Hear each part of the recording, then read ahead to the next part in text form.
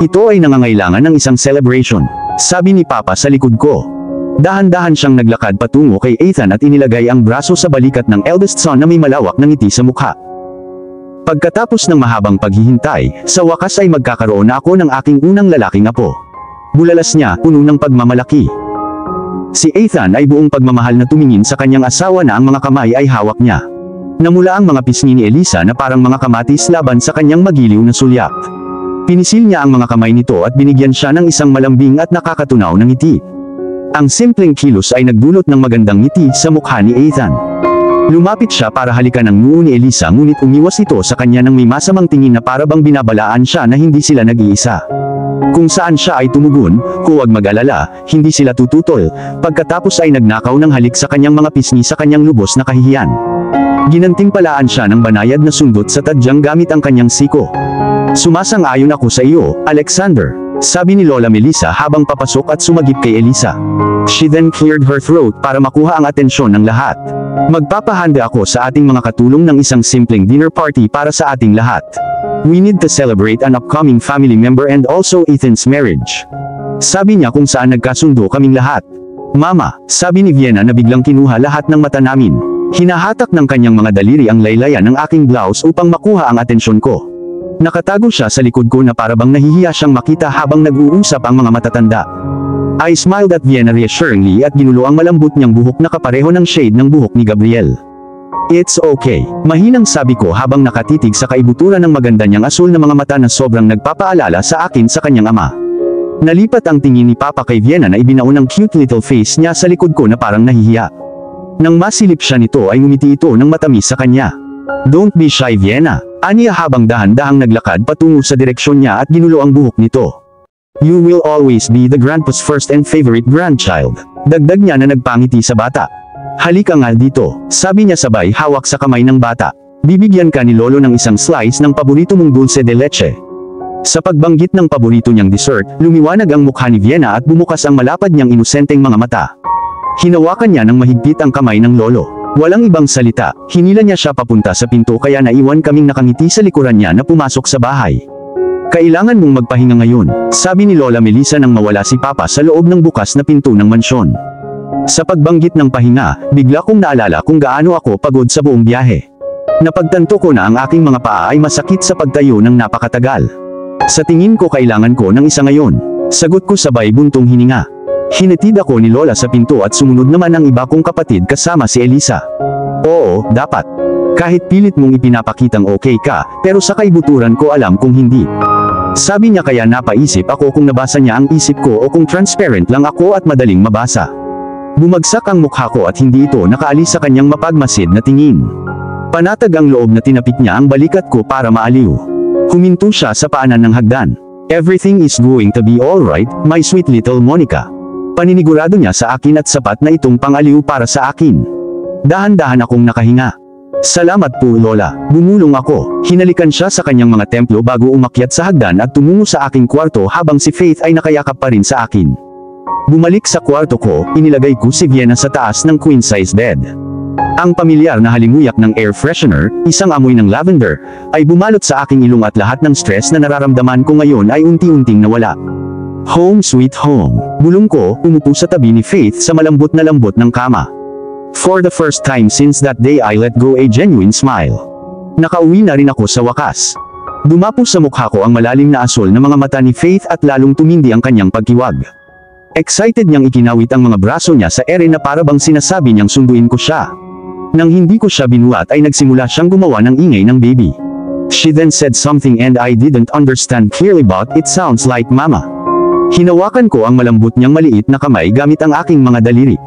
Parang namangha siya sa kamay ko at humigpit ang kamay niya sa mga daliri ko at humagikik siya. Mama missed you and your sister. Sinabi ko sa kanya. Lumawak ang ngiti sa labi niya at kinindatan niya ako. I'm sure that your papa miss you and your sister too. Unfortunately, he can't go home yet, but I believe he will come soon. Kahit na magtagal maghihintay tayo, di ba? Para bang naintindihan ni Faith ang ibig kong sabihin ay inabot ang mukha ko at sinabing, Mama. Sa sandaling iyon ay abala ako sa aking pag-iisip nang bumukas ang pinto at nagmamadaling pumasok si Elisa na may hawak na telepono. Napatingin ako sa kanya ng nanlalaki ang mga mata, nagtataka kung bakit siya nagmamadali. Kasunod niya si Vienna na may bahid pa ng tsokolate sa gilid ng bibig. Tila sumusunod siya sa likuran ni Elisa nang hindi niya namamalayan. Hindi ako nagkaroon ng pagkakataon na tanungin siya kung sino ang tumatawag nang itinulak niya ang telepono sa akin. Dumiretso ako sa kama nang marinig niyang sinabi niya na si Lucas Nicolas iyon sa telepono. By the mention of Lucas who was with Gabriel in the hospital in the US made my heart beat like crazy. Mabilis na naalis ang kulay sa mukha ko sa takot na may nangyaring masama kay Gabriel. Sa sobrang takot ko sa sandaling iyon ay napatigil ako saglit habang nakatitig sa telepono. Dahil sa lakas ng loob ko, huminga ako ng malalim at kinuha ang telepono sa mga daliri ni Elisa. "Hello, it's Lucas," sabi ng boses na kilala ko na matalik na kaibigan ni Gabriel. "Anong nangyari?" Nanginginig na tanong ko. Nagkaroon ng mahaba, nakakatakot na paghinto sa kabilang linya. Ang aking puso ay hindi mapigil, ang aking pulso ay nanggigigil, at ang mga butil ng pawis ay namumuo sa aking mga templo habang nakikinig sa nakakaligalig na katahimikan mula sa kabilang linya. Napapikit ako kaya konti na lang ang panginginig ng mga paa ko. Ang mga negatibong ideya ay tumakbo sa aking mga iniisip, na nagpapakain sa lumalaking takot sa loob ko. Hindi pa ako natakot ng ganito sa buong buhay ko gaya ko ngayon. Walang salita ang makakapaglarawan sa takot na bumubulusok sa loob ko habang hinihintay ko ang sasabihin ni Lucas. Humigpit ang hawak ko sa telepono. Nang mapansin kung paano nawala ang kulay sa aking mukha, pinasadahan ako ni Elisa na may pag-aalala sa kanyang mukha. Ang haba ng braso niya ay nakapatong sa balikat ni Vienna. Si Vienna naman ay nakatayong hindi gumagalaw. Nanlalaki ang mga mata niya at hindi kumukurap na sinusubukang unawain ang mabilis na pagliko ng mga pangyayari. Ang mga mata ni Vienna ay nagsasalita ng parehong katalinuhan at pagkamausisa. Kahit na hindi pa namin sinasabi ang tungkol sa kanyang ama, ngunit alam ni Vienna na siya ang pinag-uusapan namin ngayon.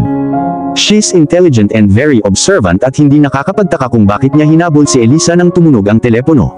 Siguradong nakikinig siya nang sinagot ang telepono. "Lucas," naiinip kong sabi na hinihiling na ilabas niya kaagad ang balita kung hindi ay mamatay ako sa suspense. "My apology," sabi niya habang bumuntong hininga. Kanina lang pumasok yung nurse para tingnan si Gabriel. Paliwanag niya at narinig ko ang tunog ng footsteps sa background saka sumunod ang tunog ng pagsara ng pinto. "Anong nangyari?" Malakas at nanginginig kong tanong. Ang paa ko ay walang tiyagang tumatapik sa sahig. "I just want to tell you that the operation is successful. Anytime soon, magigising na siya," sabi ni Lucas pagkatapos ng napakahabang katahimikan.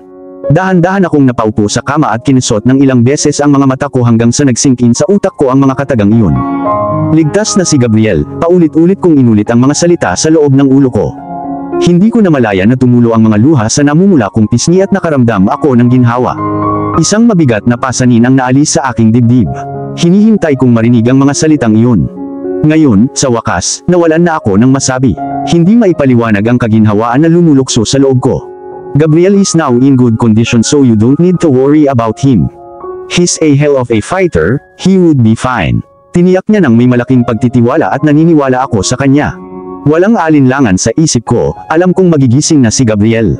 Malalagpasan niya ang pagsubok na ito dahil nangako siya sa akin na babalik siya at nagtitiwala ako sa kanya kaya handa akong maghintay kahit matagal.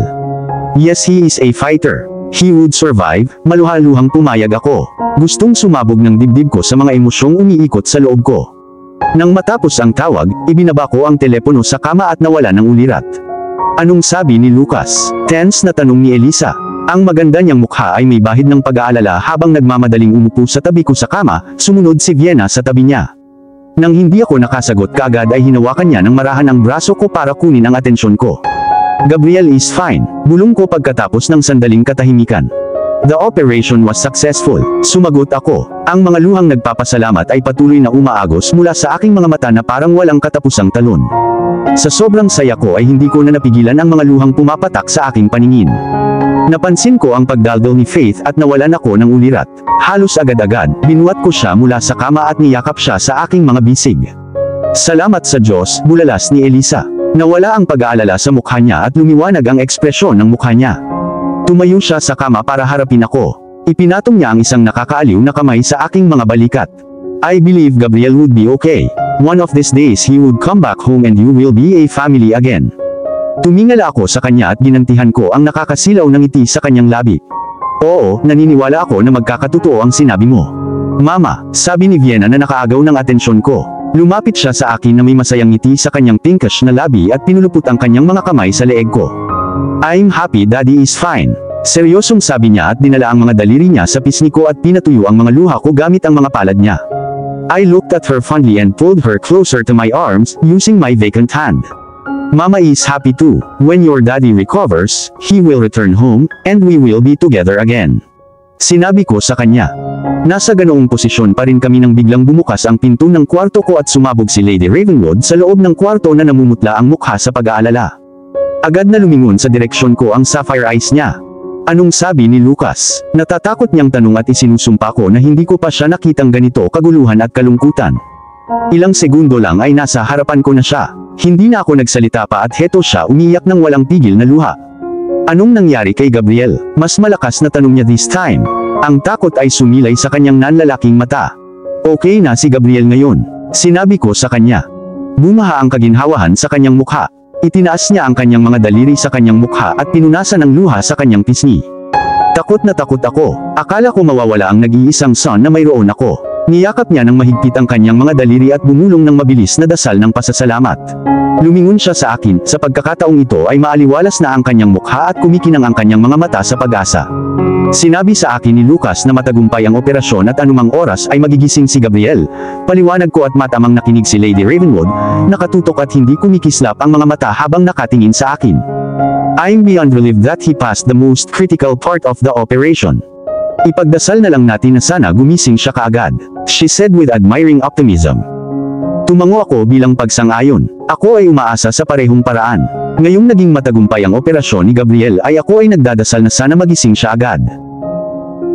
Ang dinner na ginanap sa maluwag na hall ng Gonzales Mansion ay simpleng ngunit napaka-intimate. Ginanap ito bilang pagdiriwang ng kasal nina Elisa at Ethan at para sa kanilang nalalapit na panganay na anak. Isa pa, kasama sa selebrasyon ang matagumpay na operasyon ni Gabriel. Nakatayo sa gitna ng bulwagan ang long rectangular table na nababalutan ng malinis na puting tela.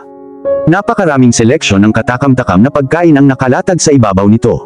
Ang mga upuan na nakapalibot sa mahabang mesa ay ganap na occupied. For the first time after more than a month of separation, muli kong nakasalo ng hapunan ng buong pamilya ko.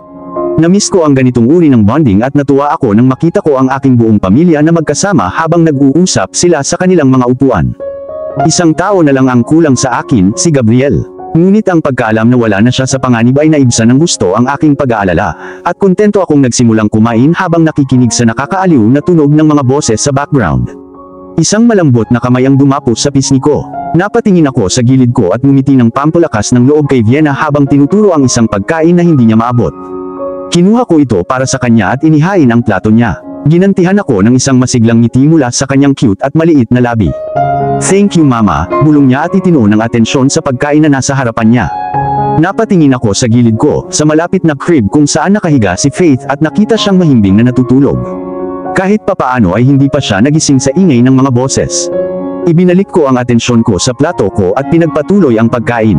Pagkatapos kumain ng lahat ang mga plato ay naalis sa mesa, kaming lahat na matatanda ay nagbahagi ng isang bote ng vintage wine mula sa mga paboritong seleksyon ni Papa na itinago niya sa bodega ng alak para sa mga pambihirang occasion tulad nito. Kaunting alak lang ang hinigop ko, kaya hindi ako dapat mag-alala kapag kailangan kong magpa-breastfeed kay Faith ngayong gabi. Binigyan si Vienna ng fresh fruit shake at masaya siyang sumisip-sip sa straw nang tumingin ako sa kanya. Inabot ko ang isang slice ng dark forest cake at inihain ang plato niya. Thank you mama, narinig kong sabi niya ulit habang kumakain ako ng cake. Natutuwa ako na malaki ang pagbuti ng kanyang pananalita. Hindi siya masyadong nauutal, malaki ang naitulong ng therapy sa kanya. Hinaplos ng aking mga daliri ang kanyang malambot na honey na buhok at pinagmasdan siyang kumain na kumikinang ang aking mga mata sa sarap. Si Vienna ay isang kaibig-ibig na bata at kamukha niya si Gabriel. Kinagabihan, nakita kong nakatitig ako sa mataas na kisame ng kwarto ko habang nakahiga ako sa aking kama. Hindi ako makatulog kahit sinubukan ko. Mahimbing na natutulog si Vienna sa kanyang pink na pajama. Mahina pa siyang humihilik habang nakahiga sa tabi ko. I eased myself from the bed hanggang sa napasandal ako sa headboard at inabot ang mga hibla ng buhok na nakatakip sa mukha niya at inipit sa likod ng tenga niya. Isang buntong hininga ang kumawala sa aking mga labi. Mukha talagang babaeng version ng tatay niya si Vienna kaya nahihirapan akong hindi isipin si Gabriel kapag tinitignan ko siya. Mabilis na nakuha ng atensyon ko ang mahinang iyak na nagmumula sa crib. Maingat akong bumaba sa kama at nagmadaling pumunta sa crib kung saan nakahiga si Faith. The instant I lifted her into my arms, she stopped crying. I rocked her into my arms and hummed a song hanggang sa nakatulog na siya ng mahimbing. Pagkatapos, maingat ko siyang inihiga sa crib at umupo sa gilid ng kama. Halos alas 12 na pero nikatiting na senyales ay hindi na maramdaman ng sistema ko na inaantok na ako. Kahit mata ko, dilat na dilat pa rin.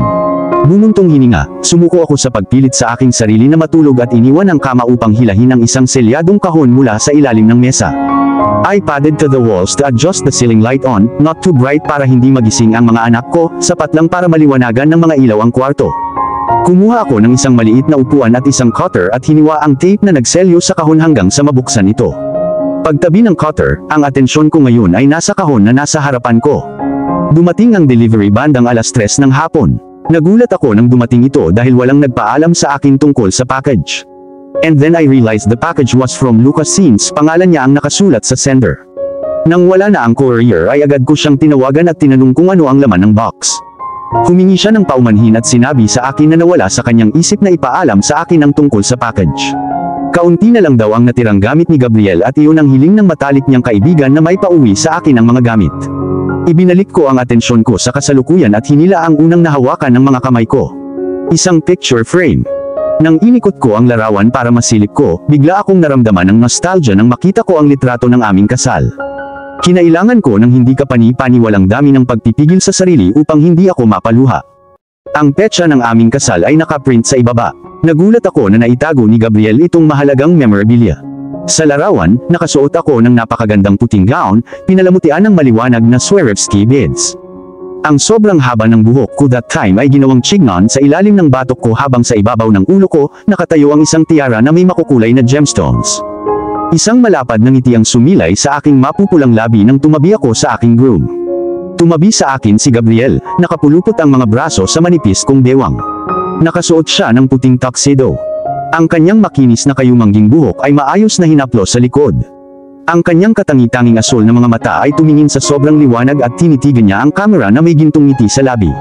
Ngumuso ako, dahan-dahang pumunta ang mga daliri ko sa pisngi ko at nalaman kong may luha ito. Hindi ko namalayan na umiiyak na pala ako. Damn, I missed him so much. I realized as I gaze at the photograph in my hand. Hinila ko ang sarili ko at marahang ibinaba ang marupok na bagay sa ibabaw ng carpet at pinunasan ang mga luha sa pisngi ko gamit ang likod ng mga palad ko. Tumigil ka na sa pagiyak, si Gabriel ay hindi nais na makita ang mga luha sa iyong mga mata. Sabi ng isang bahagi ng utak ko at agad akong napatigil sa pagiyak.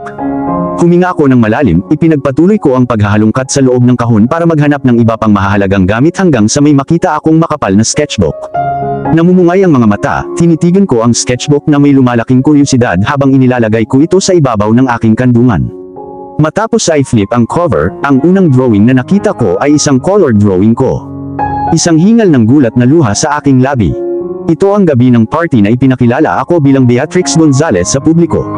Halos hindi ko nakilala ang sarili ko noong una, ngunit pagkaraan ng mahabang panahon, napagtanto ko na ako pala ang babaeng bumababa sa hagdanan na nakasuot ng napakagandang gown sa kulay ng nagniningas na apoy.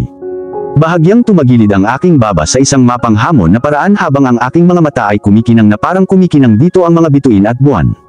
Nakuha ni Gabriel ang emosyong sumasayaw sa mukha ko na ginagawang makatotohanan ang pagguhit. Nangangailangan ito ng kahangahangang memorya at matalas na mata upang gawin ang pagguhit na napakadetalye na parang ito ay totoo. Below the drawing a quote was scribbled and it reads, "And one day she discovered that she was fierce and strong, and full of fire, and not even she could hold herself back, because her passion burned brighter than her fears." Ang ganda ng quote at natuwa ako dito. Natunton ng mga daliri ko ang mga pinunghagod ng kanyang sulat kamay, halos parang pag-aari ng isang babae base sa kalinisan nito. Hindi lang siya marunong magpinta kundi magaling din siyang magsulat. Binuksan ko ang susunod na pahina at agad akong napuno ng pagkamangha nang makita ang aking sarili sa paborito kong off-shoulder dress na may mga floral print na may garden bilang background ko. Nakayakap sa aking mga bisig si Faith habang hinahaplos ng malambot na sikat ng araw sa umaga ang aking mukha. Nakuha ng painting ang malambing na tingin sa aking mga mata habang tinititigan ko ang aking daughter. Napakahusay ni Gabriel pagdating sa pagpapakita ng emosyon sa kanyang trabaho. Sa pagtingin sa drawing ay nagbabalik sa akin ang mga nostalgic na alaala. Paulit-ulit kong binuklat ang mga pahina. Nagulat ako nang malaman ko na lahat ng mga guhit ay sa akin at ito ay kinuha sa loob ng Gonzalez Mansion sa mga unang linggo ng pagdating niya at naging personal na hardinero ni Papa. Si Gabriel siguro ay palihim na gumagawa ng drawing niya nang hindi ko namamalayan. Siguradong iginuhit niya ang mga iyon nang hindi ako nakatingin sa kanya. Nagtataka ako kung paano niya nagawa iyon. May drawing na naglalakad ako sa damuhan mag-isa, ang banayad na hangin ay humahampas sa aking namumula na pisngi habang sumasayaw ito sa haba ng aking buhok na hanggang balakang. May misteryosong kislap sa aking mga mata habang nakatingin ako sa araw, dahan-dahang bumababa mula sa abot tanaw. Hindi ko na maalala ang araw na iyon, at hindi ko rin maintindihan ang ekspresyong naglalaro sa mukha ko sa sandaling iyon. Iniisip ko kung ito ba ay pananabik o kalungkutan, hindi ko alam. Nagkibit balikat ako, binalikan ko ang susunod na pahina at ang susunod hanggang sa makarating ako sa pinakadulo. Isa pang alon ng surprise ang tumama sa akin nang dumapo ang aking tingin sa aming unang family picture. Sa isang solong puting Victoria sofa, nakaupo ako ng maayos, yakap-yakap si Faith na nakabalot ng light pink na tela. Parang talo ng malaking kiblak na buhok ko sa likod ko. Ang aking baba ay nakatakda sa isang mapanghamon na paraan, ang aking mga mata ay kumikinang sa determinasyon habang ako ay nakatingin sa harapan. Nakatayo sa tabi ko si Vienna. Isang matamis na ngiti ang makikita sa malaanghel niyang mukha. Nakasuot siya ng lavender dress na may ribbon na nakatali sa kanyang maliit na bewang na tugma sa bidad na sapatos na kapareho ng kulay ng kanyang dress. Nakatayo sa kanyang likuran, habang ang kanyang kaliwang kamay ay nakahawak sa maliliit na balikat ni Vienna at ang kanyang kanang braso ay nakasabit sa aking balikat ay si Gabriel. Napakasimple niyang tingnan pero napakarilag sa kanyang casual na maong at puting shirt. Ilang nakalugay na hibla ng buhok ang mapaglarong nakatakip sa kanyang noo na nagbibigay sa kanya ng parang bata. Hinangad ni Gabriel ang isang kumpletong pamilya at sa oras na iyon ang tanging paraan upang gawin itong posible ay lumikha ng isang alaala sa pamamagitan ng pagpipinta. Muli na namang tumulo ang mga luha ko at nanlabo ang paningin ko. I told myself to be strong pero minsan nahihirapan kapag naiisip ko siyang nakahiga sa hospital bed na may iba't ibang apparatus na nakakabit sa walang magawa niyang katawan habang iniisip ko kung kailan siya magigising. Paano kung hindi na siya magising muli? Tanong ng isang bahagi ng utak ko na parang baliw sa loob ng dibdib ko. No, magigising si Gabriel. Nagtalo ang isang bahagi ng utak ko, at naniniwala ako. Pinunasan ko ang aking mga luha gamit ang likod ng aking mga palad at pinilit ang aking sarili na bumalik sa trabaho. Ang mga negatibong pag-iisip ay hindi kailanman magdadala sa akin kahit saan, isang lohikal na bahagi ng aking utak ang nagsabi sa akin. Isinara ko ang canvas at inilagay sa ibabaw ng mesa para tingnan ko ito mamaya. Bumuntong hininga, ibinaling ko ang atensyon ko sa box at sinilip ang loob. Wala akong nakita maliban sa ilang damit ni Gabriel at suot sa ibaba. Dahan-dahan kong inalis ang laman ng kahon at inilagay ang laman sa ibabaw ng carpet. Nanatili pa rin sa kanyang damit ang bango ng paborito niyang cologne. Napapikit ako saglit habang buhat-buhat ko ang paboritong t-shirt na malapit sa ilong ko at nalanghap ang matamis na bango nito hanggang sa naaliw ako. Nang tuluyan kong ibinaba ang t-shirt at sinilip ang loob ng box para masiguradong wala itong laman, isang selyadong envelope ang nakatawag ng atensyon ko. Pinulot ko ito at tiningnang mabuti at napansin kong it was dated a year ago. Mabilis na pinunit ng mga daliri ko ang envelope, saka hinila ang dokumento sa loob. Binuksan ko ang papel at binasa ng tingin ko ang mga nakasulat. Hindi pwede, imposible, nakahawak ang mga daliri ko sa glass table bilang suporta. Buti na lang nakaupo ako sa upuan kung hindi ay bumagsak ako sa sahig. Ang nalaman ko ngayong gabi ay sapat na para manginig ako. Gabriel and I was still married. Mabilis na lumipas ang mga araw, parang isang banayad na hangin na dumaraan na hindi ko na naalala ang mga araw, at nagulat ako nang matuklasan na 2 linggo na ang nakalipas, mula noong matagumpay na operasyon ni Gabriel. It's been 2 weeks since discovering that Gabriel and I weren't divorced, which basically means I'm legally wife and he my husband. Walang araw sa buhay ko na hindi ko siya naiisip. Para siyang anino na sumusunod sa akin saan man ako magpunta. Kahit nakapikit ako sa gabi ay nandoon siya na sinasabi sa akin na maghintay hanggang sa bumalik siya. Naniniwala akong darating siya dahil pakiramdam ko ay pupunta siya at nagtitiwala ako sa kanya kaya hindi siya susuko, na alam niyang hinihintay siya ng kanyang pamilya. Hindi naging madali ang buhay kung wala si Gabriel. Ngunit sa bawat araw na lumilipas, ang aking bagong natagpuang lakas ay nagturo sa akin na sumulong at matiyagang maghintay hanggang siya ay makauwi. Iyon lang ang tanging hiling ko para sa aking birthday na hindi ko namalayang 4 na araw na pala mula ngayon. Monica, gising ka na ba? Ang mahinang katok sa pinto ay bumasag sa aking naliligaw na pag-iisip. Isang malambot na daloy ng sikat ng araw na tumatagos sa bahagyang nakabukas na mga blinds na nakalimutan kong isara kagabi ay nagsabi sa akin na mga pasado 7:00 na ng umaga. Sa pagkakataong ito ay gising na ang lahat at ako na ang isa lang ang nasa kama. Hindi ako nakatulog ng maayos kagabi. Buong gabi akong pinagpupuyatan ng tantrums ni Faith. Bandang 3:00 ng madaling araw nang sa wakas ay nakatulog na siya ng mapayapa at ganoon din ako. Nagpatuloy ang mahinang katok, na hinihimok akong buksan ang pinto. Sa isang mahinang ungol, gumulong ako palabas ng kama, maingat na huwag magising si Vienna sa tabi ko na payapang natutulog, at nakapadpad sa pinto. "Good morning," masayang bati ni Lady Ravenwood, may ngiti sa gilid ng labi.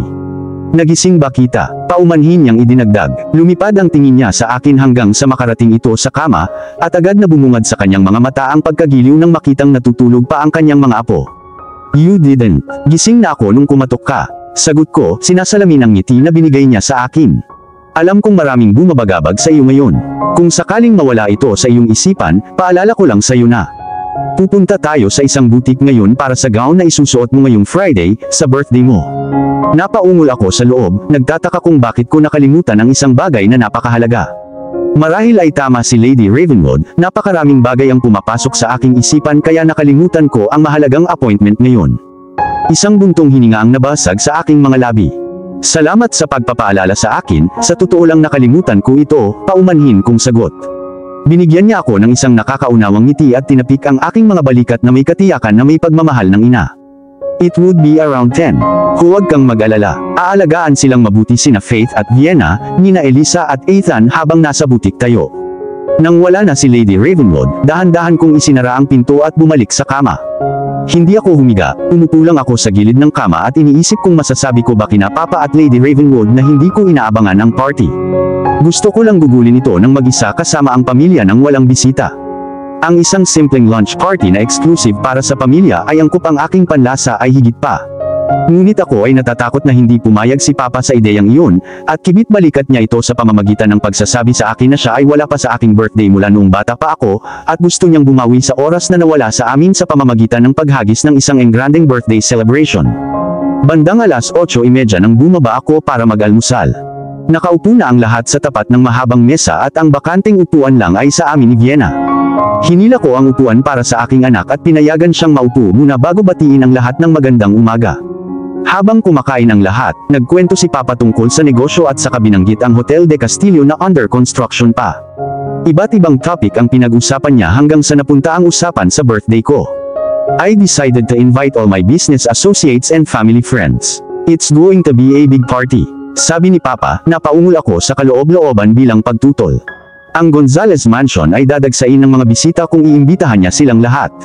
Ipinagpatuloy nila ang pagtalakay sa lahat ng tungkol sa aking birthday, at nang matapos ay napag-usapan na ang lahat ng detalye patungkol sa celebration. Walang kahit isang detalye ang hindi naayos. Masquerade-themed ang party. Ito ay magiging lubhang exciting at tiyak na aasahan ko ito kung iba ang sitwasyon. Unfortunately, I wouldn't fully enjoy my own party because Gabriel wasn't there to share the precious moment with me. Ang event ay gaganapin sa Grand Hall at dahil ito ay maaari lamang magsilbi sa halos 500 mga bisita sa maximum, ang hardin ay bubuksan upang magsilbi para sa higit pa. Magkakaroon ng orkestra na magpapaganda ng dance floor. Nakapag-decide ka na ba sa kulay ng gown mo? Si Lola Melissa yun, umupo siya sa upuan sa tapat ko. Wala pa po akong pinipili, Lola, sagot ko sabay iling. Cobalt blue would compliment you, my dear. Masayang bulalas ni Lola Melissa matapos iangat ang isang basong tubig sa kanyang labi. Vienna wanted that color for her gown. I have to choose another color. Sa pagbanggit ng kanyang paboritong kulay. Lumiwanag ang mukha ni Vienna, at huminto siya sa pag-inom ng kanyang orange juice para tumingin sa amin ng nanlalaki at umaasang mga mata. Can I have the cobalt blue dress, Mama? Nahihiyang tanong niya, salit-salit na lumilipad ang mga mata niya kay Lady Ravenwood, Lola Melissa at sa amin. Of course, Vienna. Si Lady Ravenwood naman ang masayang sumang-ayon. Napangiti ang labi ni Lola Melissa at tumango siya bilang pagsang-ayon. Yes, you can have the cobalt blue for your gown, Vienna. It would suit your porcelain skin. We'll just find another attractive color for you, Mama's gown. Ngumiti si Vienna at ipinagpatuloy ang pag-ubos ng natitirang orange juice sa kanyang baso. In the end, napagdesisyonan na magsuot ako ng scarlet o maroon dress. Katulad ng kina Lola Melissa at Lady Ravenwood na napagkasunduan, ang red ay magiging isang nakagugulat na kulay sa kulay ng aking balat. Ang Belle Boutique ay isang dalawang palapag na gusali na pininturahan sa isang elegant combination ng silver at gold. Ang mga transparent na salamin na bintana ay nagbigay ng sulyap sa maaliwalas na loob ng lugar. Ang automatikong sliding door, ang pulang carpeted na sahig, at ang pininturahan ng mga dingding na may kulay na cream ay sumisigaw ng karangyaan. Namangha sa glamour na nakapaligid sa lugar, dahan-dahan akong pumasok sa loob. Ang mga heels ng aking stiletto ay lumubog sa plush carpet. "Welcome to Belle Boutique," bati ng mahinang boses ng babae. Inalis ko ang tingin ko sa sahig, inangat ko ang ulo ko at nakita ko ang isang maliit na babae na may matangkad na hazel na mata at malapad na nakangiting bibig. "Hello," masiglang bati ko. Naghihintay na sumunod si Lady Ravenwood sa likuran ko pagkatapos ng maayos na pagparada ng sasakyan sa parking area. "How may I help you, miss?" Magalang na tanong niya. Lumawak ang matamis na ngiti sa labi niya. In a curious tone added, "You look familiar. Did we meet before?" Bago pa man ako makasagot ay bumukas ang sliding door at pumasok si Lady Ravenwood. Ang susi ng kotse ay nakalawit pa rin sa kanyang mahaba, payat na daliri. Automatic na napalingon ang mga mata ko sa likod ko kung saan siya nakatayo. Napatingin din sa kanya ang babae, na lalaki na ang mga mata nito bilang pagkilala. Claire, bulalas ng maliit ngunit eleganteng babae, bago nagmamadaling tumawid sa pagitan ng paghihiwalay nila. "Belle," nagulat si Lady Ravenwood. "Akala ko ba nasa Paris ka?" Tanong niya. Tapos na ang bakasyon. Napabuntong hininga ang babaeng tinatawag na Belle. "I would love to extend my leave and go travel, but there's too many things to be done in here, so I went as quickly as possible." "Damn, you looked wonderful, Claire. Natuklasan mo na ba ang Fountain of Youth? Mas bata ka pa ngayon." Panipi. Tumawa si Lady Ravenwood. Namumula ang pisngi niya dahil sa papuri. "Hindi ka nagbago, Belle. You look great too. Mukha kang 18 at hindi 28. Ngumiti si Belle sa kaibigan. "Remind me later para bigyan ka ng discount." Tawa ng tawa ang mga girls. "Come here, darling. Ipapakilala ko si Belle, the designer of all this great work and the owner of this boutique." Sinenyasan ako ni Lady Ravenwood na pumunta at ako naman.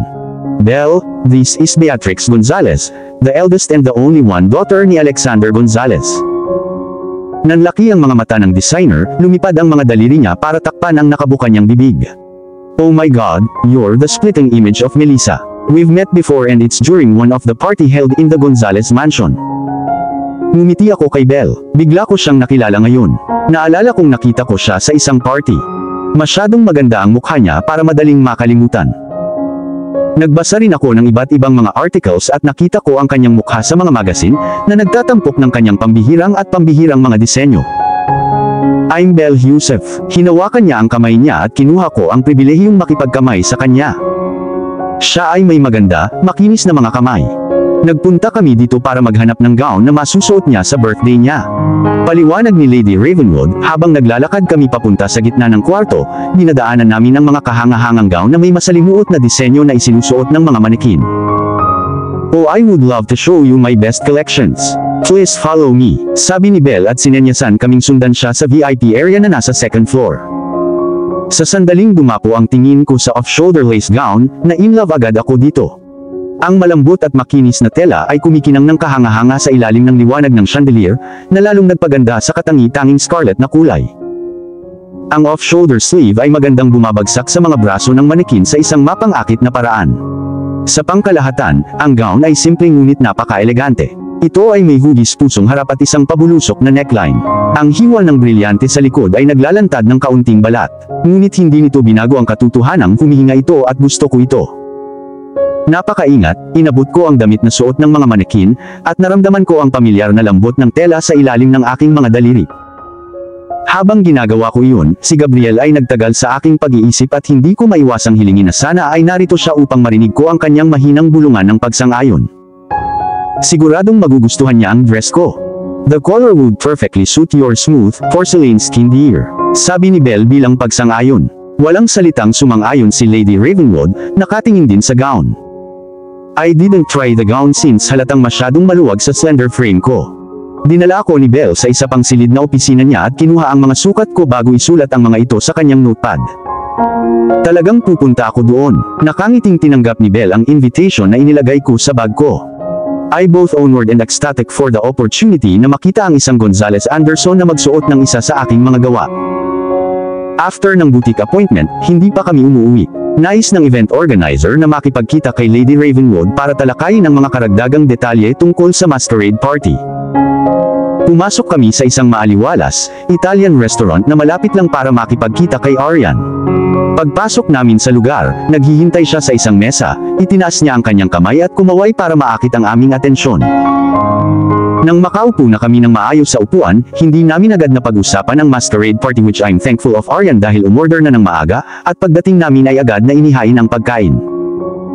Nagugutom na ako at halos mapabuntong hininga ako nang dumaloy sa butas ng ilong ko ang masarap na bango. Kumain kami ng tahimik, hindi nagtagal ay natapos na ang masaganang lunch. Ang waiter ay bumalik upang kunin ang mga maruruming pinggan at palitan ang mga plato ng mga platters of dessert. The highlight of Masquerade Ball would be the dance. Masiglang nagsimula si Aryan. Your father and 8 brothers will dance with you. Sinandok ko ang cheese ice cream gamit ang dessert spoon at itinaas sa bibig ko, hinayaan itong matunaw bago magsalita. That sounds so exciting, sagot ko, unti-unting gumuhit ang mga labi ko sa isang ngiti. Naaalala ko ang unang party na dinaluhan ko sa mansion. Ang pag-uusap ay naanod mula sa kung anong uri ng mga bulaklak ang ipapakita sa mga center table, ang kulay ng tablecloth, ang pagpili ng pagkain sa buffet table, at marami pang ibang concerns tungkol sa masquerade party. Lady Ravenwood handled everything with grace. Makalipas ang isang oras, huminto ang pag-uusap at sa oras na iyon ay naayos na ang lahat tungkol sa masquerade party. Tiniyak ni Lady Ravenwood na kahit ang pinakamaliit na detalye ay napag-usapan. Desidido siyang gawing malaking tagumpay ang party at nasaksihan ko kung paano niya ginagawa ang kanyang makakaya. Lubos kong pinahahalagahan siya para doon. Kontentong kinain ni Lady Ravenwood ang kanyang love cake. Isang misteryosong kislap ang naglalaro sa kanyang mga mata na sapphire. Hindi ako makapaghintay na makita ang kalalabasan ng ating mga plano. Si Aryan iyon, dahan-dahang tumayo sa kanyang upuan nang matapos namin ang napakasarap na dessert. Umalis na kami ni Lady Ravenwood sa upuan namin at nakipagkamay sa kanya. Sisiguraduhin namin ni Aryan na ang pagdiriwang ng birthday ngayong taon ang magiging pinaka-memorable na araw sa buhay mo. Bulalas ni Lady Ravenwood, ang kislap sa kanyang mga mata ay lalong nagliwanag. Naiintriga ako kung bakit, pero itinago ko sa sarili ko ang mga tanong. Naglalakad kami patungo sa pintuan habang si Lady Ravenwood ay patuloy na nakikipag-usap kay Aryan. Binuksan kami ng isang naka-uniforming staff, nagpasalamat kami sa kanya at nagtungo sa parking area para kunin ang aming sasakyan. Pagkatapos naming magpaalam, sumakay si Aryan sa driver's seat at pinaandar ang makina. Nagmamadali siya, gustong makipagkita sa kanya ng mga florist at ng may-ari ng catering service para i-finalize ang mga detalye tungkol sa party. Pinanood namin hanggang sa wala na ang kotse niya, bago kami pumunta sa sasakyan. Sumandal ako sa tabi ng driver's seat kung saan nakaupo si Lady Ravenwood. Siya ang nagmamaneho ng sasakyan. Buhay na umugong ang makina. Nang ang sasakyan ay maayos na umaandar sa mapayapang kalangitan ng hapon, nagsabi si Lady Ravenwood tungkol sa party, at kung paano siya hindi makapaghintay na makita akong naglalakad pababa ng hagdan na may enigmatic scarlet gown. Pinakinggan ko siya ng mabuti, napansin ang walang sawang sigasig sa kanyang tono. Hindi ko mapigilang mapangiti sa tuwing may sinasabi siyang nakakatawa. Ang pagkakaroon ni Lady Ravenwood sa akin ay tulad ng pagkakaroon ng isang ina, at isang matalik na kaibigan sa parehong oras. You've been silent, my dear. Hindi ka ba masaya? Tanong niya sabay tingin sa akin bago itinuon ang atensyon sa daan. Biglang tanong nito na ikinagulat ko. It took me a few seconds to respond. I'm happy, Lady Ravenwood. It's just that I miss Gabriel so much and I wish he was here with me so I can celebrate my birthday with him. Isang buntong hininga ang kumawala sa aking labi. She patted my hands reassuringly. You'll be with my son very soon. Sabi niya, lumingon sa direksyon ko. Ang labi niya ay nakangiti. Bago niya ibinalik ang atensyon sa pagmamaneho ay nasulyapan ko ang isa pang misteryosong kinang sa kanyang mga mata. Pagdating namin sa Gonzales Mansion, naunang pumasok si Lady Ravenwood sa bahay pagkatapos kong sabihin sa kanya na tatawagan ko si Lucas at tatanungin kung kumusta si Gabriel. Nakaugalian ko na siyang tawagan araw-araw para tingnan ang kalagayan ni Gabriel para lang masigurado kung bumubuti na ang kalagayan niya. Inaasahan ni Lucas ang tawag ko. With my phone in my hand, nilingon ko ang garden at ang number niya. Umupo si Lucas sa upuan sa harap ng salamin na bintana. Ang lungsod ay kumikinang ng maganda sa ilalim ng isang napakagandang gabing puno ng bituin sa kanyang harapan. Nasiyahan siya sa eksena, nagbigay ito sa kanya ng kapayapaan at inalis ang kanyang isip kay Alexandria, ang kanyang asawa. Ang luminescent na scarlet liquid sa baso ng wine sa kanyang kamay ay kumikinang laban sa liwanag. Nabigla siya na itinaas niya ang baso sa kanyang labi at nilasap ang tamis ng vintage wine. Halos ipikit niya ang kanyang mga mata nang dumausdas ang mainit na likido sa kanyang lalamunan. Nakaagaw ng atensyon niya ang tunog ng pag-vibrate ng phone niya. Alam niyang tatawag ito. Inabot niya ang phone niya sa ibabaw ng round table sa tabi niya at pinindot ang answer button. Katulad ng dati, tinanong ni Monica kung kumusta si Gabriel. Sinabi niya sa kanya ang totoo. Gabriel is doing fine and his condition is getting better every day. Kontento siyang nakinig habang sinasabi nito sa kanya ang tungkol sa progress ni Gabriel. Tuwang-tuwa siya nang marinig ang mahimalang improvement ng kanyang asawa na halos maisip niyang pinupunasan nito ang mga luha sa gilid ng kanyang mga mata habang nakikinig sa kanyang paliwanag. I'm happy he was fine. I'm praying that his condition will continue to improve. Mahal mo ba si Gabriel? Tanong niya. Nagkaroon ng mahaba, nagulat na paghinto. Oo, bulong niya. Nasabi mo na ba sa kanya na mahal mo siya? Nagkaroon muli ng maikling paghinto. Hindi ko ginawa, sabi niya sa tonong may halong panghihinayang. Minahal ko siya mula nung ako ay 18 at malamang na patuloy ko siyang mamahalin kahit after death. Siguraduhin mong sasabihin mo sa kanya iyon sa lalong madaling panahon. Ibinaba niya ang telepono sa mesa na may ngiti sa labi. Narinig mo ba yun, Gabriel? She loves you. Aniya nang hindi tumitingin sa lalaking nakaupo sa gilid ng kama at tahimik na nakikinig. Hindi ako bingi. Iritadong sagot ni Gabriel. Bakit bawal akong tawagan ang asawa ko? Masisira mo ang sorpresang inihanda ng lahat para sa kanya kung gagawin mo. Matigas niyang sagot. Well, at least narinig mo ang boses niya. It wasn't enough. Iniwan niya ang kama at humila ng upuan at umupo sa tabi niya. Kinuha ni Lucas ang wine decanter at ibinuhos ang laman sa baso saka iniabot kay Gabriel. Halos 1 linggo nang nagising si Gabriel na nakoma at nakalabas na siya sa ospital kahapon. Malapit mo na siyang makasama, saad ni Lucas. Nakabook na ako ng tiket. Lipad na tayo pabalik ng Cordova this Thursday. Dagdag pa niya na sinagot naman ni Gabriel sabay buntong hininga. Hindi ako makapaghintay, ang bawat araw na hindi siya nakikita ay pahirap. Ibinuhos niya ang laman ng alak sa kanyang bibig at binigyan ng masamang tingin si Lucas. Kung hindi lang tayo matalik na magkaibigan, sana sinuntok na kita dahil dito. Tumawa si Lucas, hindi pinansin ang kanyang sinabi saka nagtanong. May binili ka na bang regalo? Bumili ako ng diamond solitaire para sa engagement at 1 pares ng gold bands. I'm looking forward to become the best man. Let's just hope Monica would say yes. She will be mad at me for scaring her. Good luck dyan, sagot ni Lucas, sumasayaw ang amusement sa kanyang matingkad na itim na mga mata. Sa kabilang banda, si Monica. Nakaupo pa rin ako sa harap ng dresser na kinakabahan sa kawalan ng katiyakan. Sinabi sa akin ni Lady Ravenwood kanina nang madaanan niya ang kwarto ko na nagsimulang magdatingan ang mga bisita. 1 oras na ang lumipas mula noon at mas maraming bisita ang dumating, at patuloy silang dadami hanggang sa magsimula ang party. Ito ay ang pag-iisip ng pagharap sa iba't ibang mga mukha ngayong gabi na pumupuno sa akin ng pangamba at kakulangan sa ginhawa. Isang mahinang buntong hininga ang kumawala sa aking mga labi. Kung nandito lang sana si Gabriel, hindi ako masyadong mape-pressure dahil may masasandalan ako. Itinulak ko ang mga pag-iisip ng mabilis hanggat dumating ito bago ito masira ang aking kalooban. Ang pag-iisip sa isang bagay na imposible ay hindi makakatulong sa pagtagumpayan ng aking pagkabalisa. May kumatok sa pinto. Come in. Umikot ang knob sa kabumukas. Pumasok si Lady Ravenwood sa kwarto ko, naka-halter top gown na gawa sa fine silk. Tamang-tama ang kulay ng gown sa kulay ng kanyang masiglang sapphire eyes. Hawak-hawak niya ang kanyang masquerade mask sa kanyang kanang kamay. You're nervous, saad niya, dumapo ang tingin niya sa mukha ko. Ibinaling ko ang atensyon ko sa salamin para tingnan ang refleksyon ko.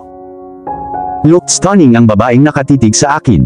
Sinong mag-aakalang nanlalamig ang kanyang mga daliri at nanginginig ang kanyang mga binti sa ilalim ng kanyang gown. Pero nasabi ni Lady Ravenwood ang totoong nararamdaman ko. It must be instinct or hindi niya malalaman. There's no way I could deny it, kaya humarap ako sa kanya at sinabi ang totoo. I am. Ipinatong niya ang kaliwang kamay niya sa balikat ko. Hindi mo kailangang kabahan, nandito ako. Chin up, you look perfect tonight. Ang kanyang mga salita ay malambot at nagpapakalma na parang mother's feminine touch. Lady Ravenwood knows exactly how to make me feel better. Unti-unting nawala ang stress na bumabagabag sa akin sa loob ng 1 oras, at natagpuan ko ang aking sarili na nakakapagpahinga. This is your moment, the night is yours. Enjoy while it lasts. Isang bagay na matagal mo nang hinihiling ay mapapasayo ngayong gabi. Pero si Gabriel lang ang gusto ko, halos sinabi ko sa kanya. Sa kabutihang palad ay nagawa kong itago ang aking mga iniisip sa aking sarili. Itinago ko ang biglaang pag-usad ng kalungkutan na may ngiti sa aking mga labi. Kung naramdaman ni Lady Ravenwood ang biglang pagbabago ng mood ko ay hindi siya nag-react, sa halip ay binago niya ang topic. Hinawakan ng mga daliri niya ang kulot kong buhok at humahanga sa refleksyon ko sa salamin. "Curly hairs, looks good on you darling." "I think so too," nahihiyang sagot ko. Hinahangaan ang mga kulot na bumabalot sa aking mukha. Ang estilo ay nagbigay sa akin ng isang himpapawid ng misteryo na nababagay sa scarlet gown na isinuot ko ngayong gabi. Ang iyong ama ay sabik na naghihintay sa ibaba. Hindi na siya makapaghintay na ipakilala ka sa mga bisita. Iniwan ko ang malambot na cushion seat. Ngunit bago umalis, kinuha ko ang huling matagal na sulyap sa buong haba para sanayin ang ngiti na kailangan kong ipakita sa lahat. Nang medyo nasiyahan ako na hindi mukhang pilit ang aking ngiti, naglakad ako patungo sa pintuan sa tabi ni Lady Ravenwood na may hawak na maskara sa aking kamay. Nang malapit na kami sa hagdan, sinuot ko ang masquerade mask ko at huminga ng malalim bago naglakad patungo sa hagdan. Umakyat si Papa sa hagdan at ikinawit ko ang kamay ko sa braso niya nang makarating siya sa gilid ko. Ngumisi siya sa likod ng maskara niya at lumapit para marinig ko ang mga salita niya sa gitna ng tunog ng tawa at boses sa background. "You look like a princess, Mai Yunika Iha," sabi niya at agad na sumilay ang ngiti sa labi ko. "Thank you Papa, you looked amazing too." Hindi maalis ang tingin ni Lady Ravenwood sa iyo. Pang-aasar ko at ginantimpalaan ako ng tawa. "And you mi amor, you look like a queen," sabi niya sabay lingon kay Lady Ravenwood. Kinuha niya ang gloved finger ni Lady Ravenwood at hinalikan ang mga palad nito. Parang isang perpektong gentleman na naging dahilan upang maging matangkad na pula ang pisngi nito. "Ladies and gentlemen, here comes the birthday celebrant, Beatrix Gonzalez." Tumigil ang hustle and bustle sa kalahat ng mata ay napalingon sa direksyon namin, habang dahan-dahan kaming naglalakad pababa ng hagdan. Sa isang beses, ako ay lubos na nagpapasalamat para sa maskara na nakatakip sa kalahati ng aking mukha. Nakatulong ito sa aking pakiramdam na hindi nakikita sa 100 pares ng mga mata. Nagsisimula ng tumugtog ang orkestra, na puno ng malambot na kaaya-ayang tunog ang buong silid. Sa ilalim ng maliwanag, kumikinang na liwanag ng chandelier, ang mga panauhin ay nagtipon-tipon na nakasuot ng kanilang best masquerade attire, ang mga tingin nila na sinusundan ang paggalaw namin pababa ng hagdan. Sa paanan ng hagdan, naghihintay si Lola Melissa Gonzalez, nakababa ang maskara sa kanyang mga kamay na kitang-kita ang ngiti sa kanyang mukha. Nakapaligid sa kanya ang 8 sa aking mga kapatid, lahat ay magara at namumukod tangi sa kani-kanilang mga tuxedo. Ang mga babae sa bawat sulok ng silid ay hindi maiwasang lamunin ang napakasarap na tanawin. Nakatayo sa tabi ni Lola Melissa si Elisa, na ang kagandahan ay nagpapaalala sa akin ng isang Greek goddess sa cream-colored gown na suot niya. Napayakap si Faith sa ilalim ng kanyang mga braso. Nakahawak sa braso ni Ethan si Vienna. Siya ay napaka-adorable tingnan sa kanyang cobalt blue na dress. Tamang-tama ang kulay ng kanyang gown para sa kanyang makinis at porselana na balat. Nakakulot ang buhok niya na parang sa akin na nagmumukha siyang manika. Nandoon ang buong pamilya. Nandoon sina Lady Ravenwood at Elisa. Daan-daang bisita din ang naroon. Ang tanging taong nawawala ay si Gabriel pero hindi siya dumarating. Pero kontento na akong maghintay, kahit umabot ng taon maghihintay ako sa kanya. Nang makarating kami sa ibaba ng hagdan, binitawan ni Lady Ravenwood ang kamay ni Papa at sumama kina Lola Melissa, Elisa, Vienna at sa aking mga kapatid. Humiwalay ang mga tao, nagbigay daan habang dinala ako ni Papa sa dance floor kung saan inilagay ko ang palad ko sa palad niya. Saglit na natunaw ang mga tao at pati na rin ang aking mga alalahanin. Namalayan ko na lang na iniindayog ako ni Papa sa dance floor.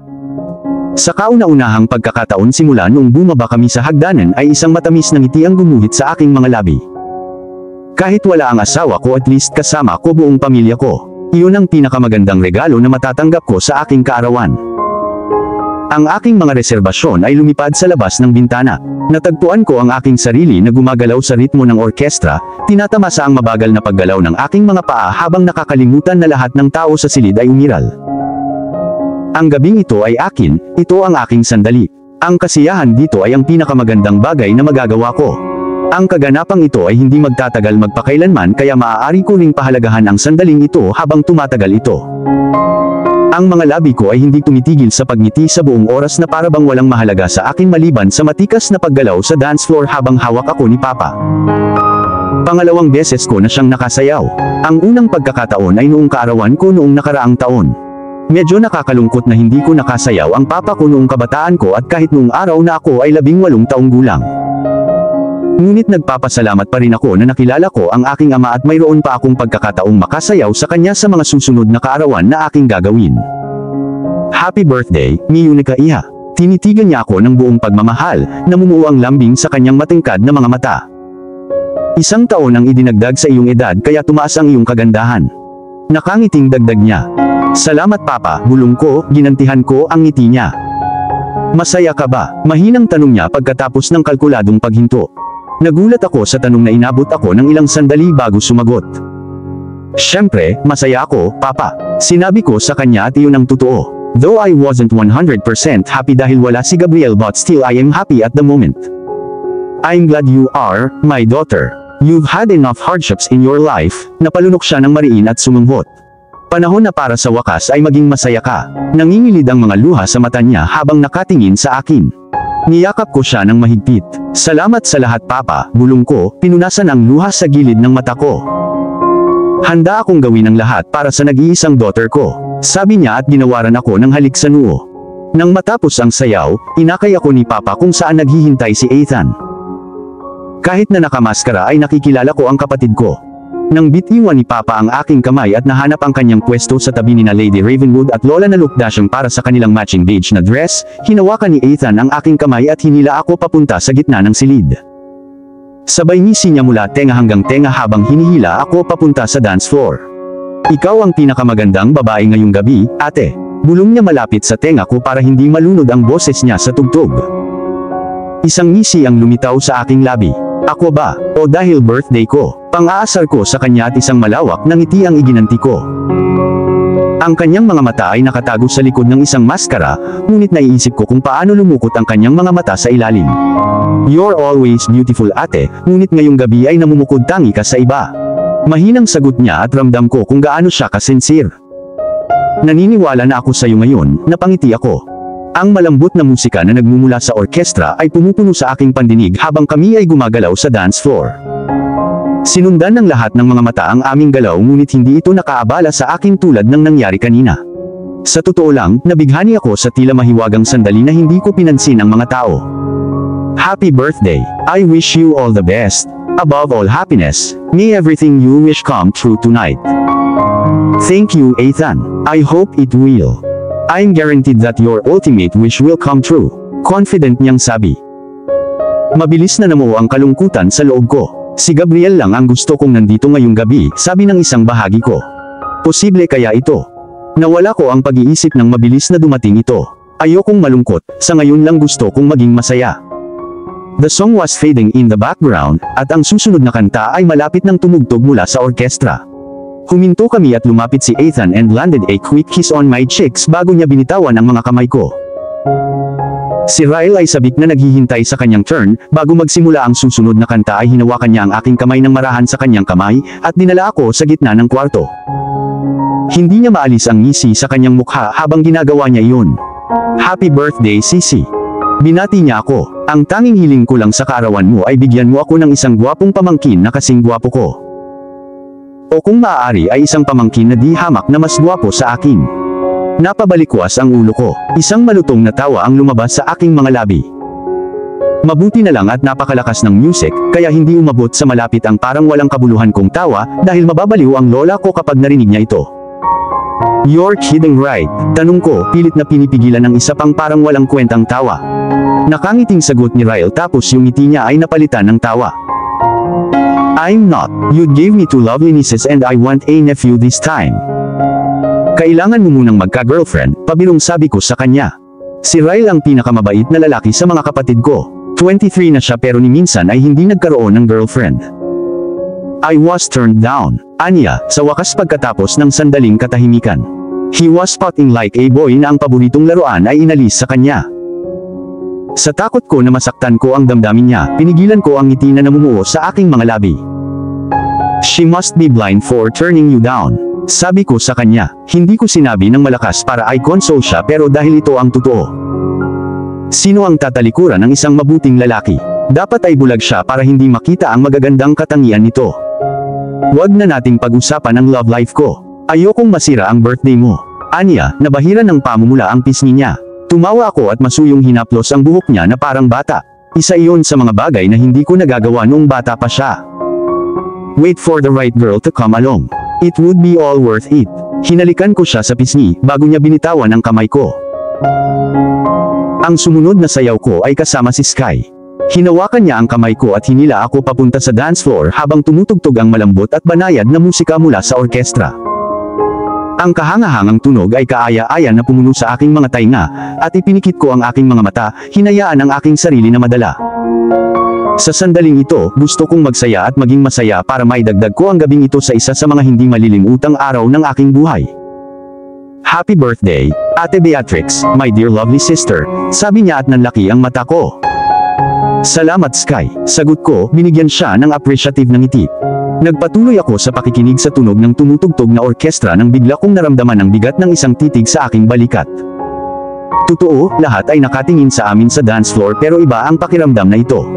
Sa sandaling iyon ay dumausdas ang mga mata ko sa pintuan kung saan naramdaman kong may nakatitig sa akin, pumasok ang isang lalaki sa pinto at nakatutok sa akin ang atensyon niya.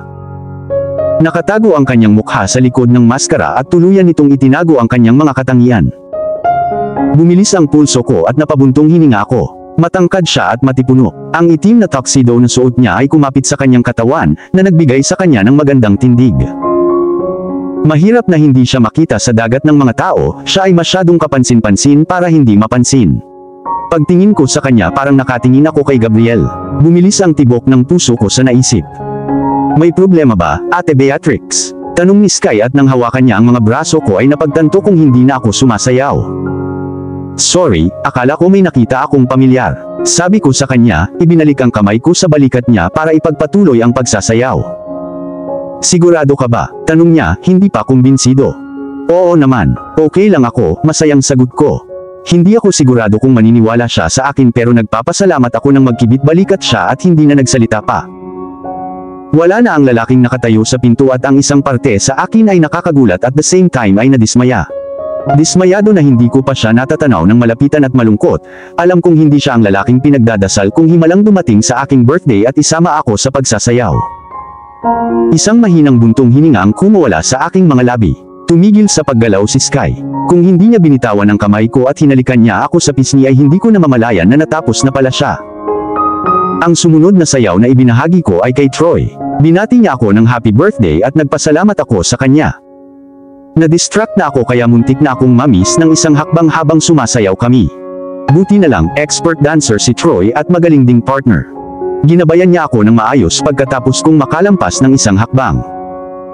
Nagpakawala ng malalim na buntong hininga, pinilit kong mag-focus at hindi pa ulit-ulit na isipin ang lalaking nakita kong nakatayo sa entrance. Naiintindihan ko na ang isang bahagi sa akin ay tahimik na nagnanais na ito ay ang aking asawa sa kabila ng alam na ito ay imposible. Nang maramdaman kong medyo kalmado na ako at naging normal ang pintig ng puso ko, inangat ko ang ulo ko at nang maramdaman ko, nakita ko ulit sa gilid ng mata ko ang lalaki. Napalunok ako at napalingon sa direksyon kung saan ko siya nakita pero wala na siya.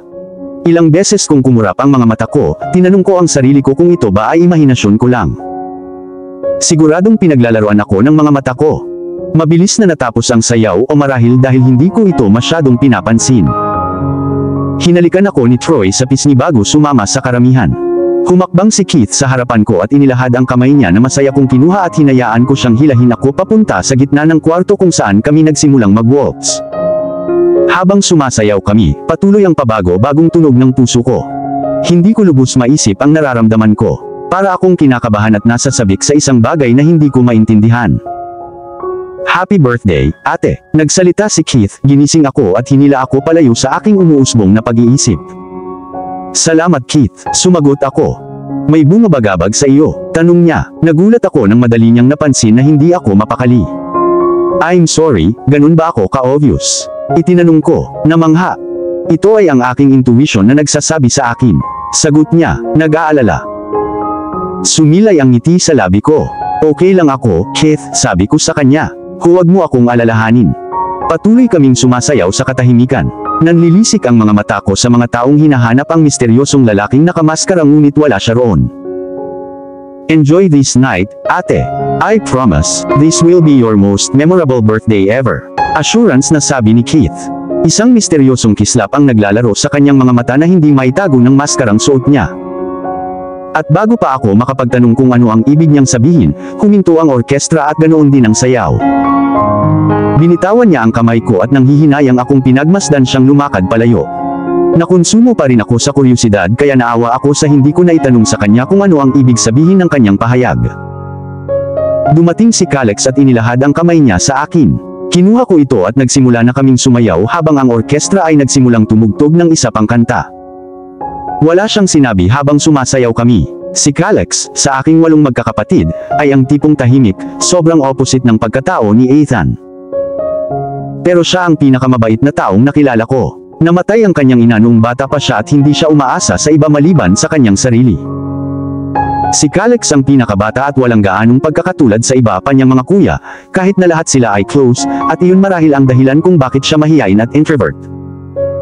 Tahimik kaming sumasayaw habang parehong nakikinig sa background song, ang kamay niya sa bewang ko habang ang kamay ko ay nakapatong sa balikat niya. Minsan pa, naramdaman kong may mabigat na tumitig sa likod ko at hindi man lang ako lumingon, alam kong nakatingin sa akin ngayon ang lalaking nakita kong pumasok sa pinto.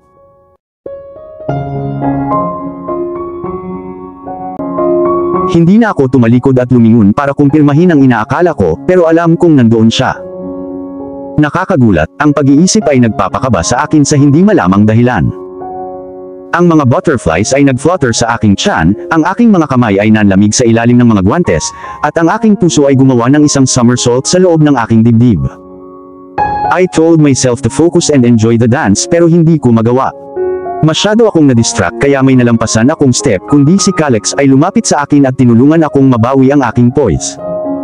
Walang sinabi si Calex at wala rin siyang sinabi tungkol sa kawalan ko ng focus. Malumanay niyang sinabi, sa pag-aakalang ang dami ng bisitang nagdudugtong sa loob ng kwarto ang dahilan kung bakit ako nalilito. Ang musika ay natapos, na nagpapahiwatig na ang kanyang turn ay natapos na. Hinalikan ni Calex ang pisngi ko, "Happy birthday ate," bulong niya. Lumawak ang kanyang mga labi sa isang nahihiyang ngiti. "Salamat," sagot ko at binigyan siya ng isang ngiti. "Please enjoy the party," sinabi niya sa akin. "You should enjoy it too," paalala ko sa kanya, marahang tinatapik ang ulo niya na parang little boy. "Don't just hide in the corner." Napangiti siya sa huling sinabi. "I will," saad niya at tumabi. Humakbang si Blythe sa lugar na binakante ni Calex. "Can I have this dance, my lovely sister?" Iniluhod niya ang kanyang mga tuhod, ginagaya ang isang matikas na prinsipe at matikas na hinawakan ang kanyang kamay sa akin. Of course, I wouldn't be able to say no. Sagot ko sabay hawak sa kamay niya. Isang hagikik ang kumawala sa aking mga labi nang ihatid niya ako sa gitna ng silid habang sinusundan ng tingin ng lahat ang aming galaw. Nilagay niya ang kamay niya sa bewang ko habang ang mga kamay ko ay dumausda sa balikat niya. "Gabriel would be so proud of you now. You looked ethereal, like a goddess down straight from Mount Olympus." Sabi ni Blythe sa boses na puno ng pagpapahalaga. Isang alon ng bigla ang kalungkutan ang bumalot sa akin. "Yes he would be," sagot ko sabay kagat sa luha. "Mismo na siya diba?" sabi ng kapatid ko. Hindi ito tanong kundi isang pahayag. "Of course I do," mahinang bulong ko. Walang araw sa buhay ko na hindi ko siya inisip. Nilunok ko ang bukol sa aking lalamunan at pilit na sumilay ang ngiti sa aking mga labi. Ibibigay ko lahat ng meron ako para lang mapunta siya dito ngayong gabi. Niyakap ako ng mahigpit ni Blythe, na nagbibigay sa akin ng lakas at aliw na kailangan ko. Ipinatong ko ang ulo ko sa balikat niya. Hinaplos ng kamay niya ang likod ko bilang pag-asa. "Don't worry, makakasama mo na si Gabriel." Masyado akong na-absorb sa mga iniisip ko kaya hindi ko na maintindihan ang tunay niyang kahulugan. Kinagat ko ang ibabang labi ko at pinilit na huwag umiyak. Ayokong maluha habang pinagmamasdan ako ng 100 bisita sa ilalim ng spotlight. Sa sandaling umiyak ako sa sakit, ito ay nasa loob ng pagkapribado ng aking silid kung saan walang makakarinig o makakakita sa aking mga luha, maliban sa katahimikan. "Everything will fall perfectly into place, Ate Beatrix. Kung ano man ang hiling mo, magiging sayo na ang lahat." Paniniguro sa akin ni Blythe. Niyakap niya ako sa huling pagkakataon, hinalikan ako sa pisngi at ibinulong ang mga katagang. Happy birthday," bago niya ako binitawan at umatras para sumama sa karamihan. Naiwan akong mag-isa sa gitna ng kwarto. Nalilito. Tumigil ang orkestra at binalot ng kabuoang katahimikan ang silid. At pagkatapos ay sa gitna ng aking panloob na pag-iisip, ang taong misteryosong sumasakop sa aking mga iniisip ay lumitaw mula sa karamihan. Naglakad siya ng may kakisigan ng isang hari at tila pagmamayari niya ang karamihan habang naglalakad siya. Bumigat ang aking hininga nang mapagtantong humakbang siya papunta sa direksyon ko. Umabot sa tenga ko ang malakas na tibok ng puso ko. Nagulat pa ako na hindi ito narinig ng karamihan. Nang makalapit na siya sa akin ay huminto siya. Ang matamis na musky na amoy ng pabango ay tumago sa aking mga butas ng ilong na nag-trigger ng pag-agos ng mga butterflies sa aking tiyan. Gosh, ang bango niya ay tulad ng kay Gabriel. Ang pag-iisip ay nagpasakit sa aking puso. Ang laki ng pagkakahawig niya ay lalo kong namiss ang asawa ko. Pinunasan ko ang mga luha at nilunok ang bukol sa aking lalamunan. Ang hirap hindi umiyak ng lahat ng tungkol sa lalaki ay naalala ko si Gabriel. Lumapit siya ng isang hakbang hanggang sa isang ruler na lang ang distansya sa pagitan namin. Inalok niya ang kamay niya sa akin. Sinilip ko ang mukha niya ngunit ang maskarang suot niya ay ganap na itinago ang kanyang mga katangian na hindi ko alam kung ano ang hitsura niya sa ilalim. Dumapo ang mga mata ko sa kamay niya. Mahaba at maganda ang mga daliri niya at sobrang naalala ko si Gabriel. Maging ang matayog niyang tangkad, malapad niyang balikat, at kung paano niya dinala ang sarili ng may dignidad ay nagpaalala sa akin kay Gabriel. Ngunit ang lalaking ito ay hindi posibleng maging asawa ko. Nasa ospital pa rin si Gabriel. Walang malay. Nadurog ang puso ko sa kaisipan. Pumikit pabalik sa mga luhang nagtatangkang bumagsak sa aking mga pisngi, inabot ko ang kanyang kamay habang isinantabi ko ang lahat ng aking mga inhibitions. Hindi masakit ang isang sayaw, sabi ko sa sarili ko. Halos agad-agad, sa sandaling dumampi ang init ng kanyang kamay sa akin, bumigat ang aking pulso. Isang mahinang hinga ang kumawala sa aking mga labi, kahit na ang pakiramdam ng kanyang kamay sa akin ay parang pamilyar sa akin. Imposibleng makipagsayaw sa kanya at hindi isipin ang lalaking mahal ko. Humigpit ang pagkakahawak niya sa kamay ko at saglit na pumikit ako para sarap na sarap ang sensasyong nalikhan ng aming mga kamay. Itinaas niya ang isa niyang kamay sa ere. As if on cue, umakyat sa stage ang isang babaeng nakabihis na may hawak na mikropono. Pagkatapos ay bumukas ang kurtina sa tabi ng entablado, tumambad ang isang malaking screen. Habang nagsimulang tumugtog sa background ang instrumental ng paborito kong kanta, isa-isang nagplay sa screen ang mga wedding pictures ko. Ang malambot na nostalgic na tunog ng There You'll Be, na pumupuno sa silid, na nag-trigger ng mga nostalgic memories to flash. Kinuha ng kanyang mga kamay ang kamay ko, at inilagay niya ito sa kanyang leeg kung saan ito dapat. Pagkatapos ay dumausdas ang mga braso niya sa bewang ko at hinila ako palapit sa dibdib niya hanggang sa walang makadaan na hangin sa pagitan namin. Napapikit ang mga mata ko dahil sa nakakapawing init ng kanyang katawan. Hindi lang Gabriel ko ang amoy niya at kamukha niya physically. Parang si Gabriel din ang haplos niya. Ang pag-iisip ay nagpatulong ng luha sa aking mga mata. When I think back on these times, and the dreams we left behind, I'll be glad cause I was blessed to get to have you in my life. When I look back on these days, I look and see your face, you were right there for me. Nagsimula ng kumanta ang singer. Nakapikit pa rin akong nakinig sa lyrics ng kanta habang dahan-dahan kaming gumagalaw sa ritmo ng kanta. Paboritong kanta iyon ni Gabriel at ganoon din sa akin. Mas lalo lang tumindi ang pananabik ko sa kanya nang marinig ko itong tumugtog. Kung nandito lang siya wala na akong mahihiling pa. Ang aking birthday ay magiging higit sa perpekto. Nandito ang buong pamilya ko at gayon din ang mga anak ko. Ano pa ang mahihiling ko? Magiging kaakit-akit ang gabing ito at ang saya na mararamdaman ko ay hindi masasabi. Ang lyrics ay tumama sa puso ko, kaya sobrang emosyonal. Ang mga emosyong pilit kong pinipigilan ay kumawala at isang luha ang bumagsak mula sa aking mga mata. Pagkatapos ay isa pa, at isa pa hanggang sa ako ay tahimik na umiiyak. Ang maskarang isinuot ko ay napatunayang isang kapaki-pakinabang na pagbabalat kayo upang itago ang aking mga luha.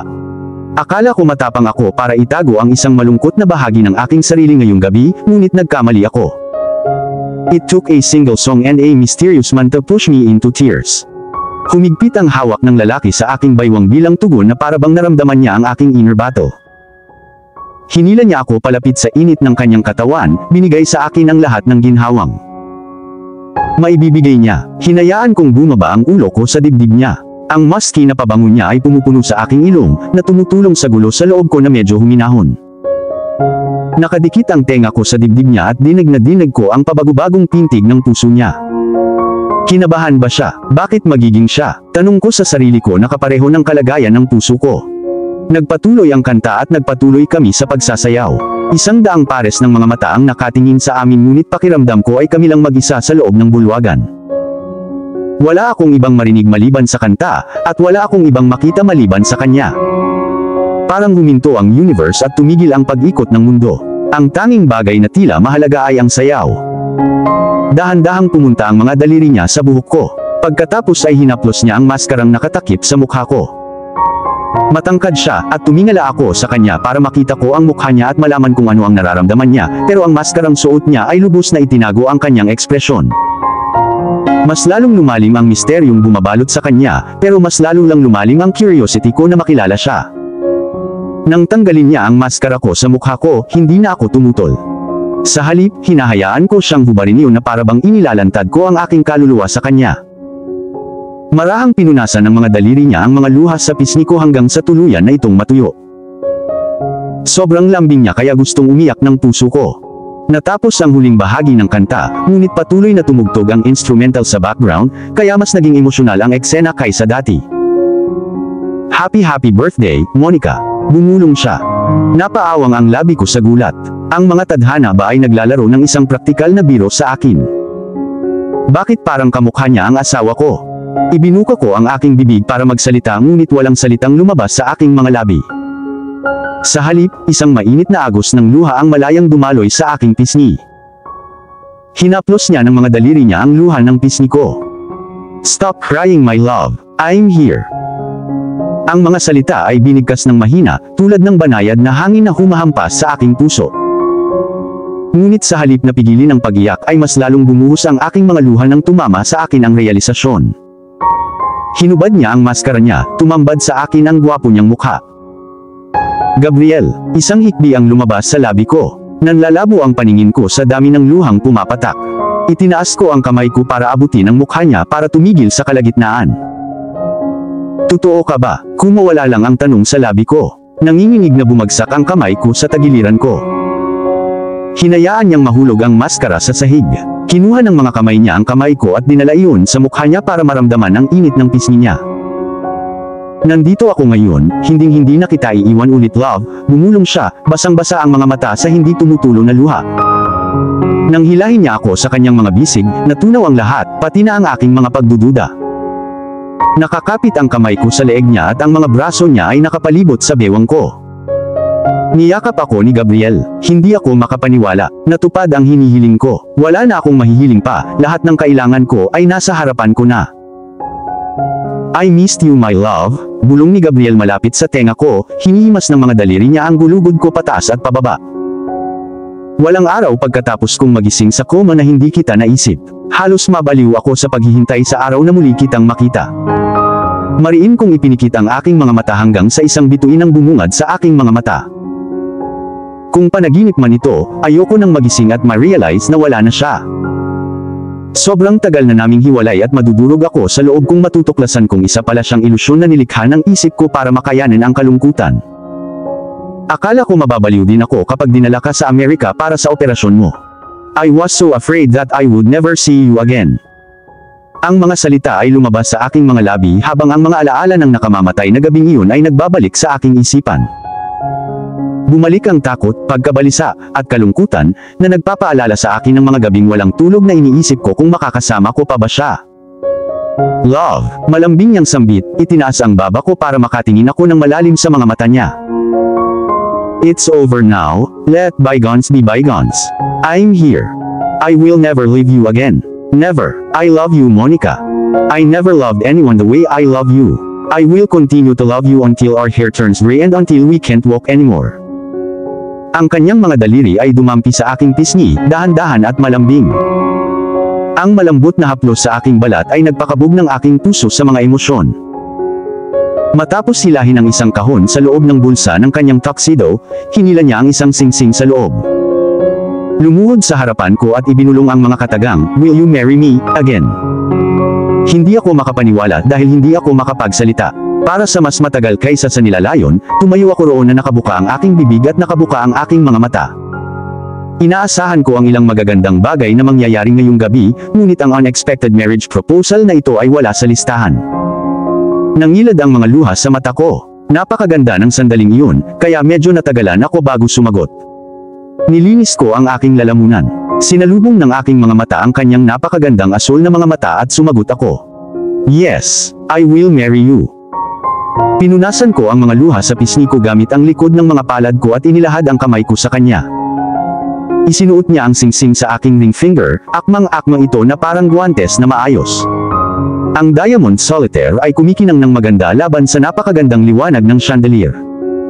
Tumayo kaagad si Gabriel pagkatapos niyang isuot ang singsing sa daliri ko, at ibinalot ako sa kanyang mga braso. Ang kanyang mukha ay nakabaon sa korona ng aking ulo. Nakapulupot ang mga braso ko sa bewang niya at nakasandal ang ulo ko sa matitigas na kalamnan ng dibdib niya. Ang pagyakap sa kanya ng ganito ay parang langit para sa akin. Inangat ko ang ulo ko sa kanya, nagtama ang aming mga tingin, pumalit ang gutom at pananabik sa isa't isa. Bumaba ang labi niya sa labi ko, halos tumagal ng walang hanggan bago dumampi ang init ng labi niya sa labi ko.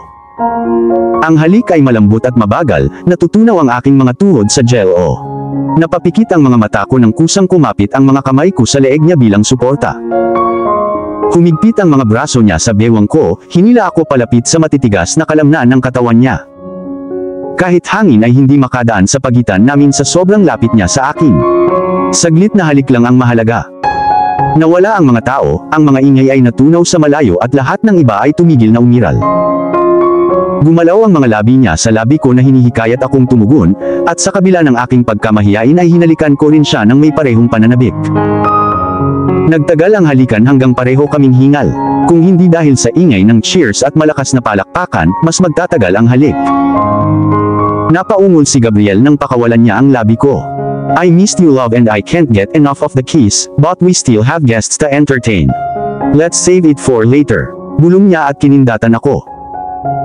Isang pamumula ang gumapang sa aking pisngi bilang tugon. He placed his arms protectively around my waist at inakay ako sa harap ng stage kung saan naghihintay ang buong pamilya ko. Binabati kami ng mga cheers at congratulations hindi lamang ng aking pamilya kundi mula sa dagat ng mga panauhin. Hindi napigilan ni Gabriel na mapangiti, pinapakita sa lahat kung gaano siya ka-proud sa sinabi kong yes.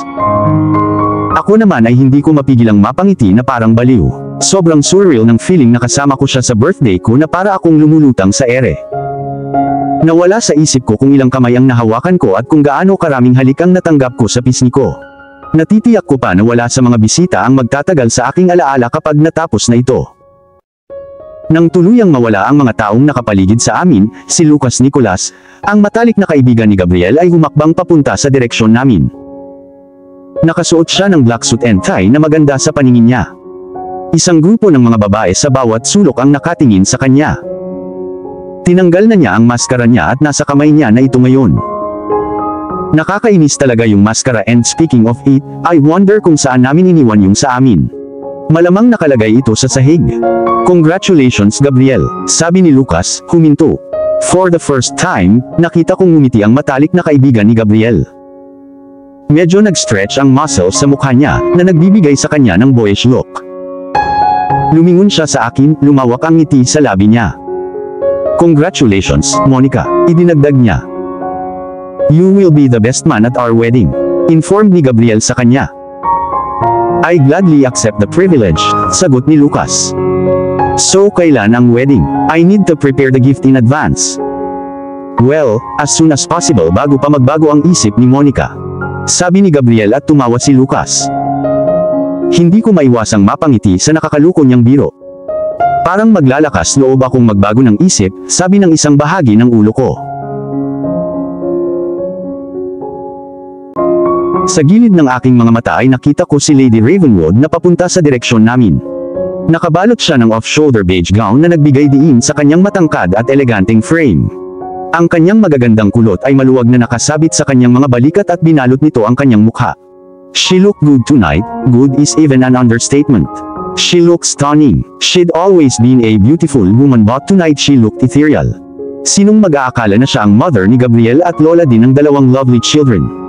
Talagang nakatayo sa tabi ni Lady Ravenwood si Papa Alexander. Ang kanang braso nito ay protektadong nakapulupot sa matikas nitong balikat.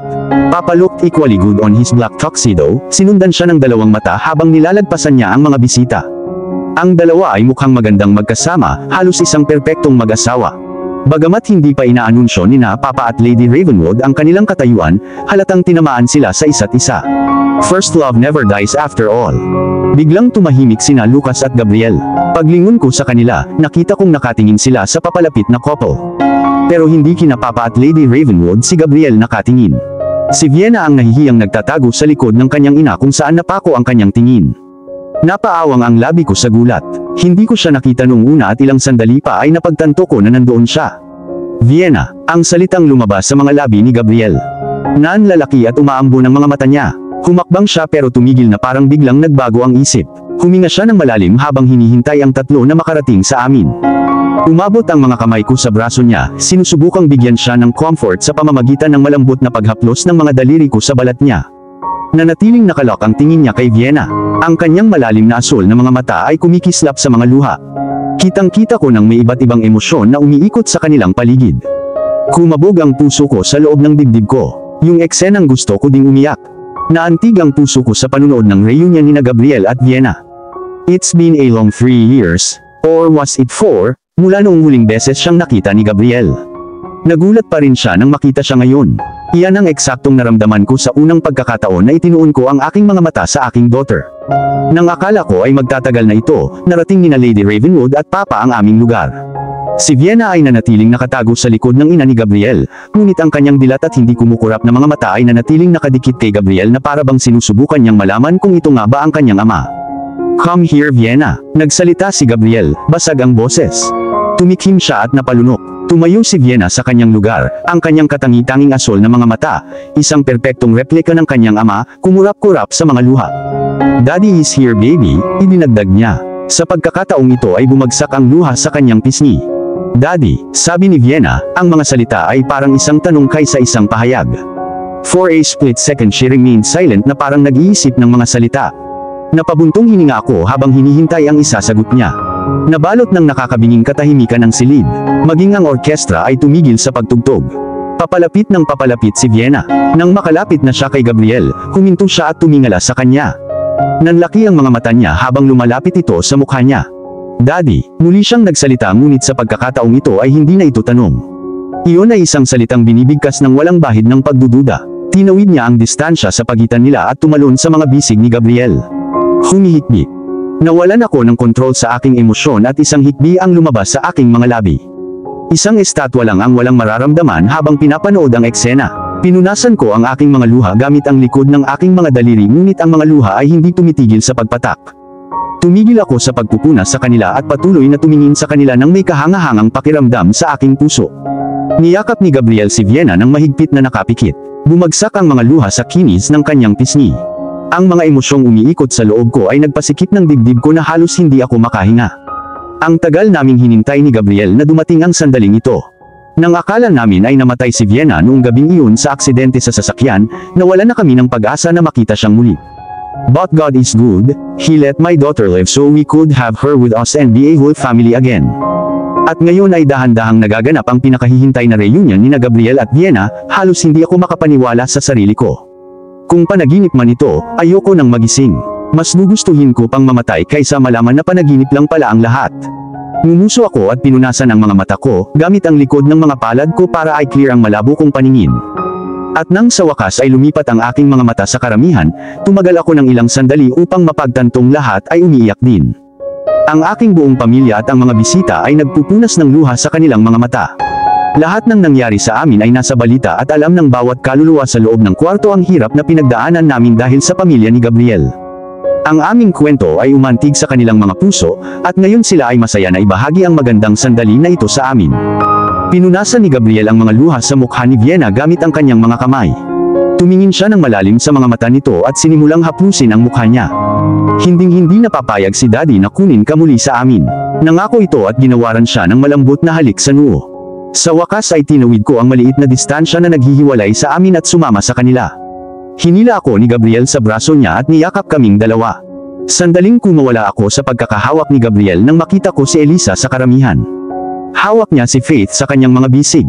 Lumapit ako sa kanya at hinawakan ang anak ko. Natutulog si Faith, siguro napagod siya sa party. Pagbalik ko kay Gabriel, hinalikan niya ang mga templo ni Faith at ibinalik niya ako sa kanyang mga bisig. Ang silid ay sumabog sa palakpakan. Nagsisimulang mag-flash ang camera sa direksyon namin. At last, after all the hardship and struggles, we are finally reunited. Ngayon, sa aking birthday, lahat ng kailangan ko ay ibinigay sa akin, si Gabriel, my daughters at buong pamilya ko. Wala na akong mahihiling pa. Ang lahat ng kailangan ko upang mabuhay ay narito sa aking abot. Ang nagliliwanag na buwan ay nakatayo ng maganda sa isang kahangahangang langit na puno ng bituin.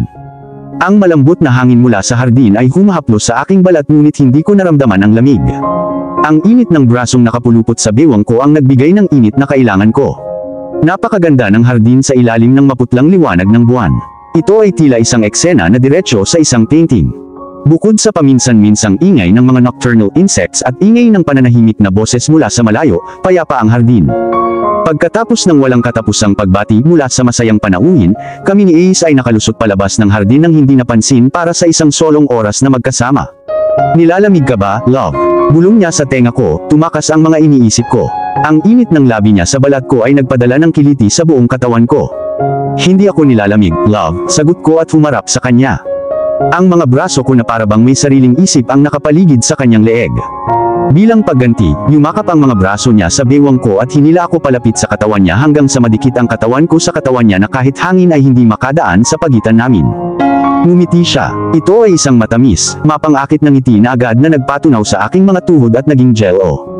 I miss you. Hindi sapat ang mga salita para ipahayag kung gaano kita kagustong makasama.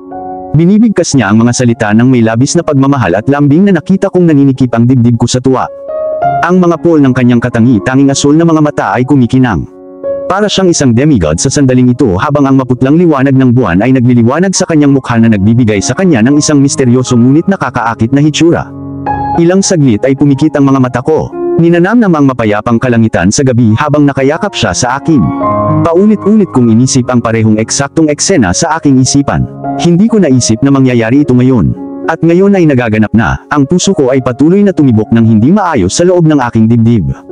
Mahal na mahal ko siya kaya nabasag ako nang akala ko na wala siya. Pero ngayong nandito na siya sa tabi ko, nawala ang pangamba at takot ko na parang wala lang. I miss you too, Gabriel, bulong ko, dahan-dahang iminulat ang aking mga mata. Hindi ko rin masabi sa mga salita kung gaano kita na-miss. Ang mga buwan na malayo tayo sa isa't isa ay parang taon na para sa akin. Noong umalis ka, inilayo mo ako sa iyo at hindi na ako naging kumpleto simula noon. Ngunit ngayong gabi nang makita ko ang iyong mukha, ang lahat ng mga hangkag at kawalan ng laman sa loob ko ay napuno ng init. Napunta ang kamay ko sa mukha niya at itinago ang panga niya sa mga kamay ko. Please, huwag ka na ulit umalis, madudurog ang puso ko kapag nakita kitang lumayo. Nangingilid ang mga luha sa aking paningin at nang kumurap ako ay bumagsak ito sa aking pisngi. Don't cry my love, it breaks my heart to see you in tears. I gave you my word, I will never leave you again. Never. Kahit na may magtutok ng shotgun sa ulo ko, ako ay mananatili pa rin sa iyong tabi kahit na ang ibig sabihin ay kamatayan. Huminga siya ng malalim at pinunasan ang luha ng pisngi ko gamit ang mga daliri niya. Ilang beses kitang nawala noon pero ngayon na sa wakas ay mapayapa na ang buhay natin, hinding-hindi na kita mawawala.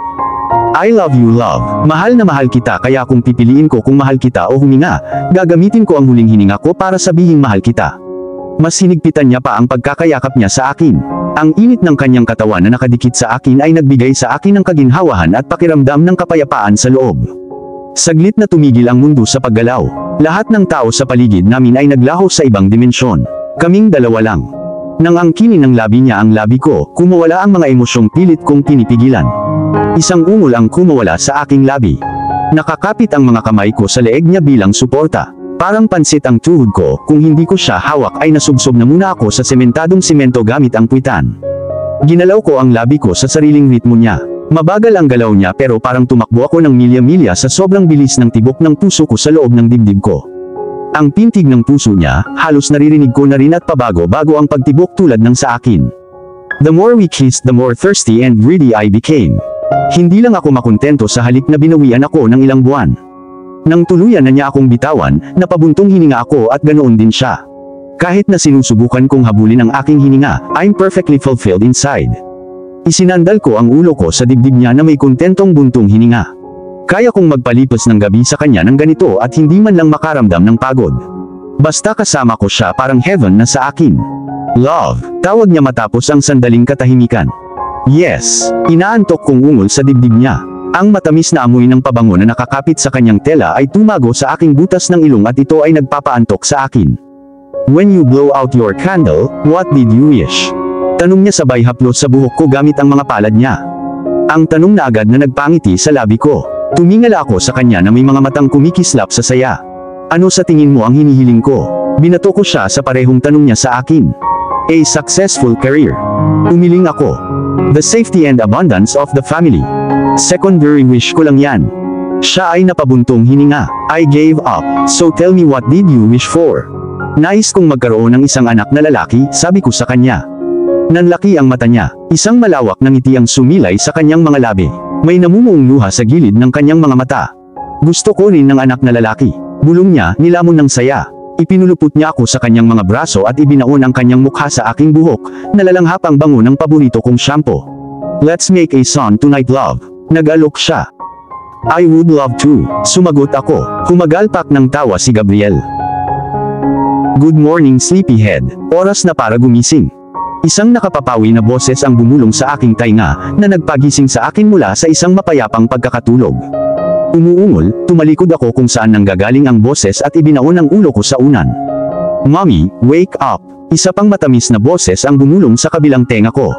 We're going to look for your wedding gown today. Isang ungol na naman ang kumawala sa aking mga labi.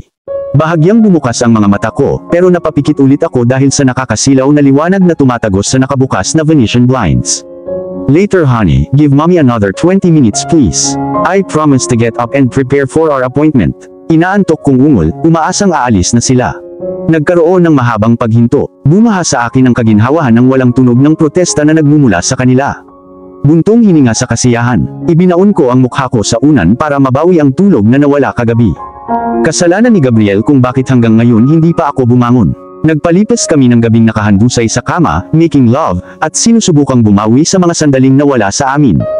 Madaling araw na nang kami ay nakatulog. Hindi niya ako masisisi ngayon na late akong nagising. Wake up love, bulong ni Gabriel sa earlobe ko.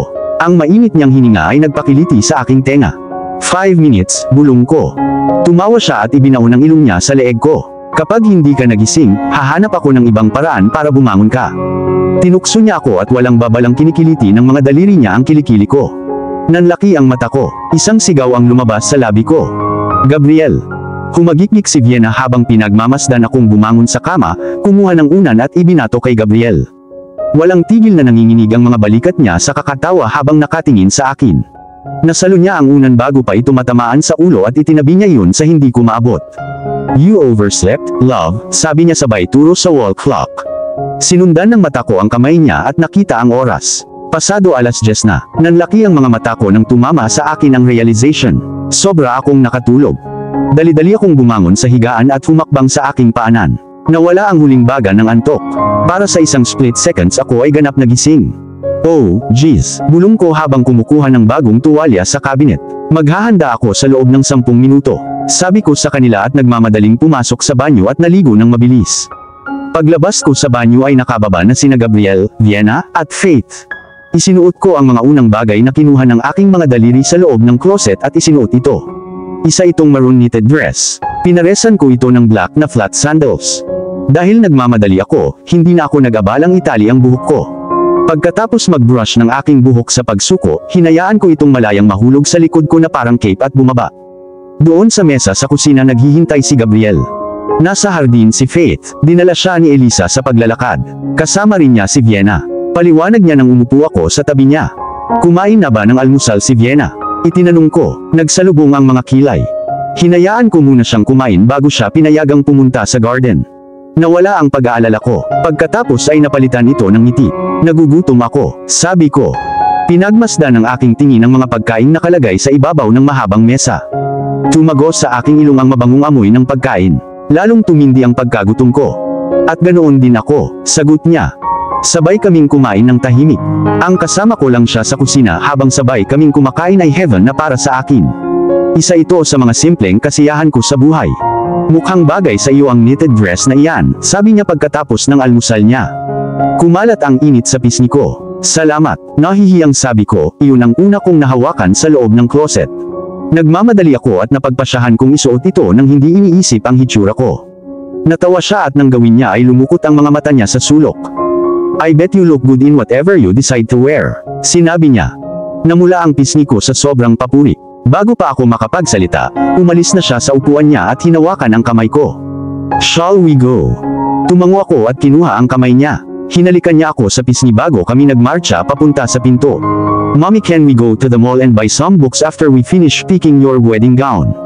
Si Vienna iyon. Umupo siya sa gitna namin ni Gabriel sa backseat ng sasakyan. Si Milton, ang butler ni Lady Ravenwood, ang nagmamaneho. Pagkatapos kong mapunit ang tingin ko kay Faith na komportableng nakaupo sa braso ng kanyang ama, inilipat ko ang atensyon ko kay Vienna at inilagay ang isang braso sa kanyang balikat. Sure, my big princess. What particular books do you have in mind? I want some coloring books and reading materials for beginners. I want to learn how to read so I could teach my little sister when she grow up. Sumagot siya. Ang kanyang katangi-tanging asul na mga mata ay kumikinang. Nagkatinginan kami ni Gabriel, pinipigilan ang ngiti sa mga labi. Magiliw niyang tinapik ang ulo ni Vienna. Daddy will buy everything you want, my princess. Nangako siya. Natuwa si Vienna. Sumandal siya sa malambot na unan sa likod niya na may matamis na ngiti sa labi. Makalipas ang 30 minuto, huminto ang sasakyan sa harap ng Bell Boutique. Bumaba si Milton sa driver's seat at pinagbuksan kami ng pinto. Tuwang-tuwang bumaba ng sasakyan si Vienna. Ang mausisa niyang tingin ay dumako sa mga kaakit-akit na gown na nakadisplay sa salamin na bintana nang mapunta ang kanyang mga paa sa simento. Bumaba ako ng sasakyan at sumunod naman si Gabriel sa likod ko. Isang instant na ngiti ang sumilay sa mukha ko nang hawakan ko ang kamay ni Vienna at hilahin siya sa upscale entrance ng building. Ang huling pagpunta ko dito ay para maghanap ng birthday gown. Sinong mag-aakalang babalik ako dito, and this time is to choose my own wedding gown. It's been a while since we met, Gabriel. I'm glad to finally meet you again. Si Belle iyon, ang may-ari ng wedding boutique at matagal ng kaibigan ng kanyang ina na bumati sa amin ng sandaling iyon na pumasok kami sa upscale building. Lumapit siya sa akin na may matamis na ngiti sa labi at hinalikan ako sa pisngi. What lovely daughters you have. They look like you. They are beautiful, she said, her glance shift from Faith who was in her father's arms and to Vienna who stood beside me and holding my hand. Nakangiting tugon ko sa papuri. You're looking great, Belle. It was Gabriel. He was grinning from ear to ear. I'll give you a large discount, sabi ni Belle na ikinatawa ni Gabriel. Anyways, Claire had told me in advance na naghahanap ka ng wedding gown. Tanong niya, lumingon sa direksyon ko. Yes, we are. Do you have a particular design in mind? Anything in white would do, nahihiyang sagot ko. Hindi naman ako masyadong maselan at nakita ko na ang koleksyon niya ng mga gowns noon, at alam kong kahit anong gown ang irerekomende niya ay kapuri-puri. Anything you wear would look good on you, Monica, sabi ni Belle at namula ang pisngi ko sa compliment na iyon. Please follow me, ipapakita ko sa iyo ang exclusive wedding gown collection ko. Pumasok kami sa isang malawak at maluwang na kwarto kung saan nakatayo ang isang line-up ng mga manekin, bawat manekin ay nakasuot ng latest wedding collections ni Belle. The displays were all pretty pero may 3 gown na nakaagaw ng atensyon ko at hindi ako makapagdesisyon kung ano ang pipiliin ko sa 3. Off-shoulder ang 3 gown pero ang mga disenyo nila ang nag-iba sa kanila sa isa't isa. Ang una ay isang lace gown na may masalimuot na disenyo, ang pangalawa ay pinalamutian ng Swarovski, at ang pangatlo ay gawa sa satin na bonordahan ng mga disenyong bulaklak. Sinabihan ako ni Belle na subukan sila isa-isa para makapag-decide kami kung aling gown ang pinakamaganda. Sinunod ko ang payo niya at sinubukan ko sila. In the end, we chose the white lace gown. It was off-shoulder with A-line sa front, at mukhang maganda. It looked good on me, sabi sa akin ni Gabriel, kung saan pumayag naman si Belle. Gusto ko yung gown.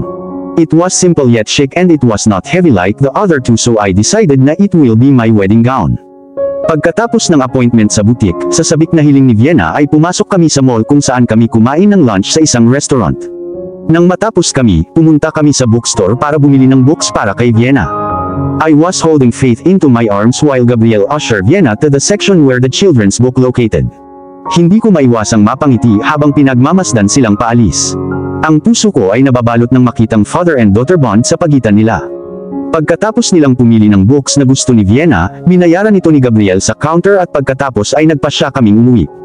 Mabilis na lumipas ang mga araw at halos 2 linggo na ang lumipas mula nang magsimula kaming maghanda para sa kasal at ngayon, hindi ako makapaniwala na nagawa namin ni Gabriel ang lahat sa wala pang 2 linggo na kadalasang tumatagal nang wala pang 1 buwan ang paghahanda sa isang grand wedding. Kinakabahan ka ba, love?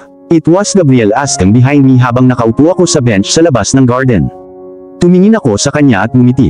Of course not, love. I'm actually excited. Sabi ko sa kanya, tinutukoy ang kasal namin bukas, nagaganapin sa simbahan. How about you?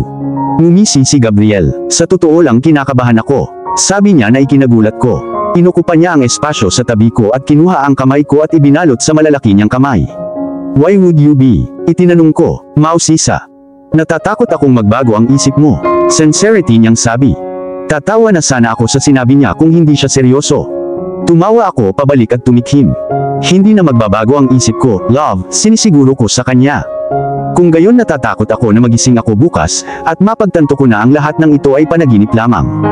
Hinawakan ko ang pisngi niya gamit ang 2 kamay ko, tumingin ng malalim sa mga mata niya at bumulong. Hindi mangyayari yun. This is our reality. Marami na tayong pinagdaanan noon at alam kung magiging masaya tayo ngayon. Lalo na ang lahat ay ganap na nahulog sa lugar. Saglit na ipinikit ni Gabriel ang kanyang mga mata, ninanamnam ang pakiramdam ng kamay kong humahaplos sa kanyang pisngi. Salamat, love. I feel better now. Aniya nang imulat niya ang kanyang mga mata. Isang malambot na halik ang ginawaran ko sa pisngi niya. After the wedding magiging busy na naman tayo. Sa pagbanggit nito, napaungol si Gabriel. 1 linggo lang ang honeymoon namin at pagkatapos noon pareho na kaming magiging sobrang abala muli. Babalik si Gabriel bilang Chief Executive Officer ng Anderson Enterprises. Bukod doon, siya ang mamamahala sa hotel na ipinagkaloob sa kanya ng kanyang ama ang tanging pagmamay-ari bago siya pinatay. Ako sa kabilang banda, ay abala sa gawain ng pagpapatakbo ng resort hotel na magbubukas sa loob ng 2 linggo. Bukod sa pagmamay-ari ng hotel na ibinigay sa akin ng aking ama bilang birthday gift, ako ang mamamahala nito bilang hotel manager. Dagdag pa, nakatanggap ako ng kontrata mula sa isa sa mga prestihiyosong clothing line na humihiling sa akin na maging modelo nito, at pinaplano ko rin itong pirmahan dahil part-time lang ito. Kalimutan mo na lang ito sandali. Let's savor the peace for now. Sabi niya at ginawaran ako ng halik sa labi. I love you, love. Mahinang sabi niya. I love you too, love. Bulong ko pabalik, nag-uuma po ang dibdib ko sa sobrang pagmamahal. Ipinatong niya ang ulo ko sa kanyang mga balikat.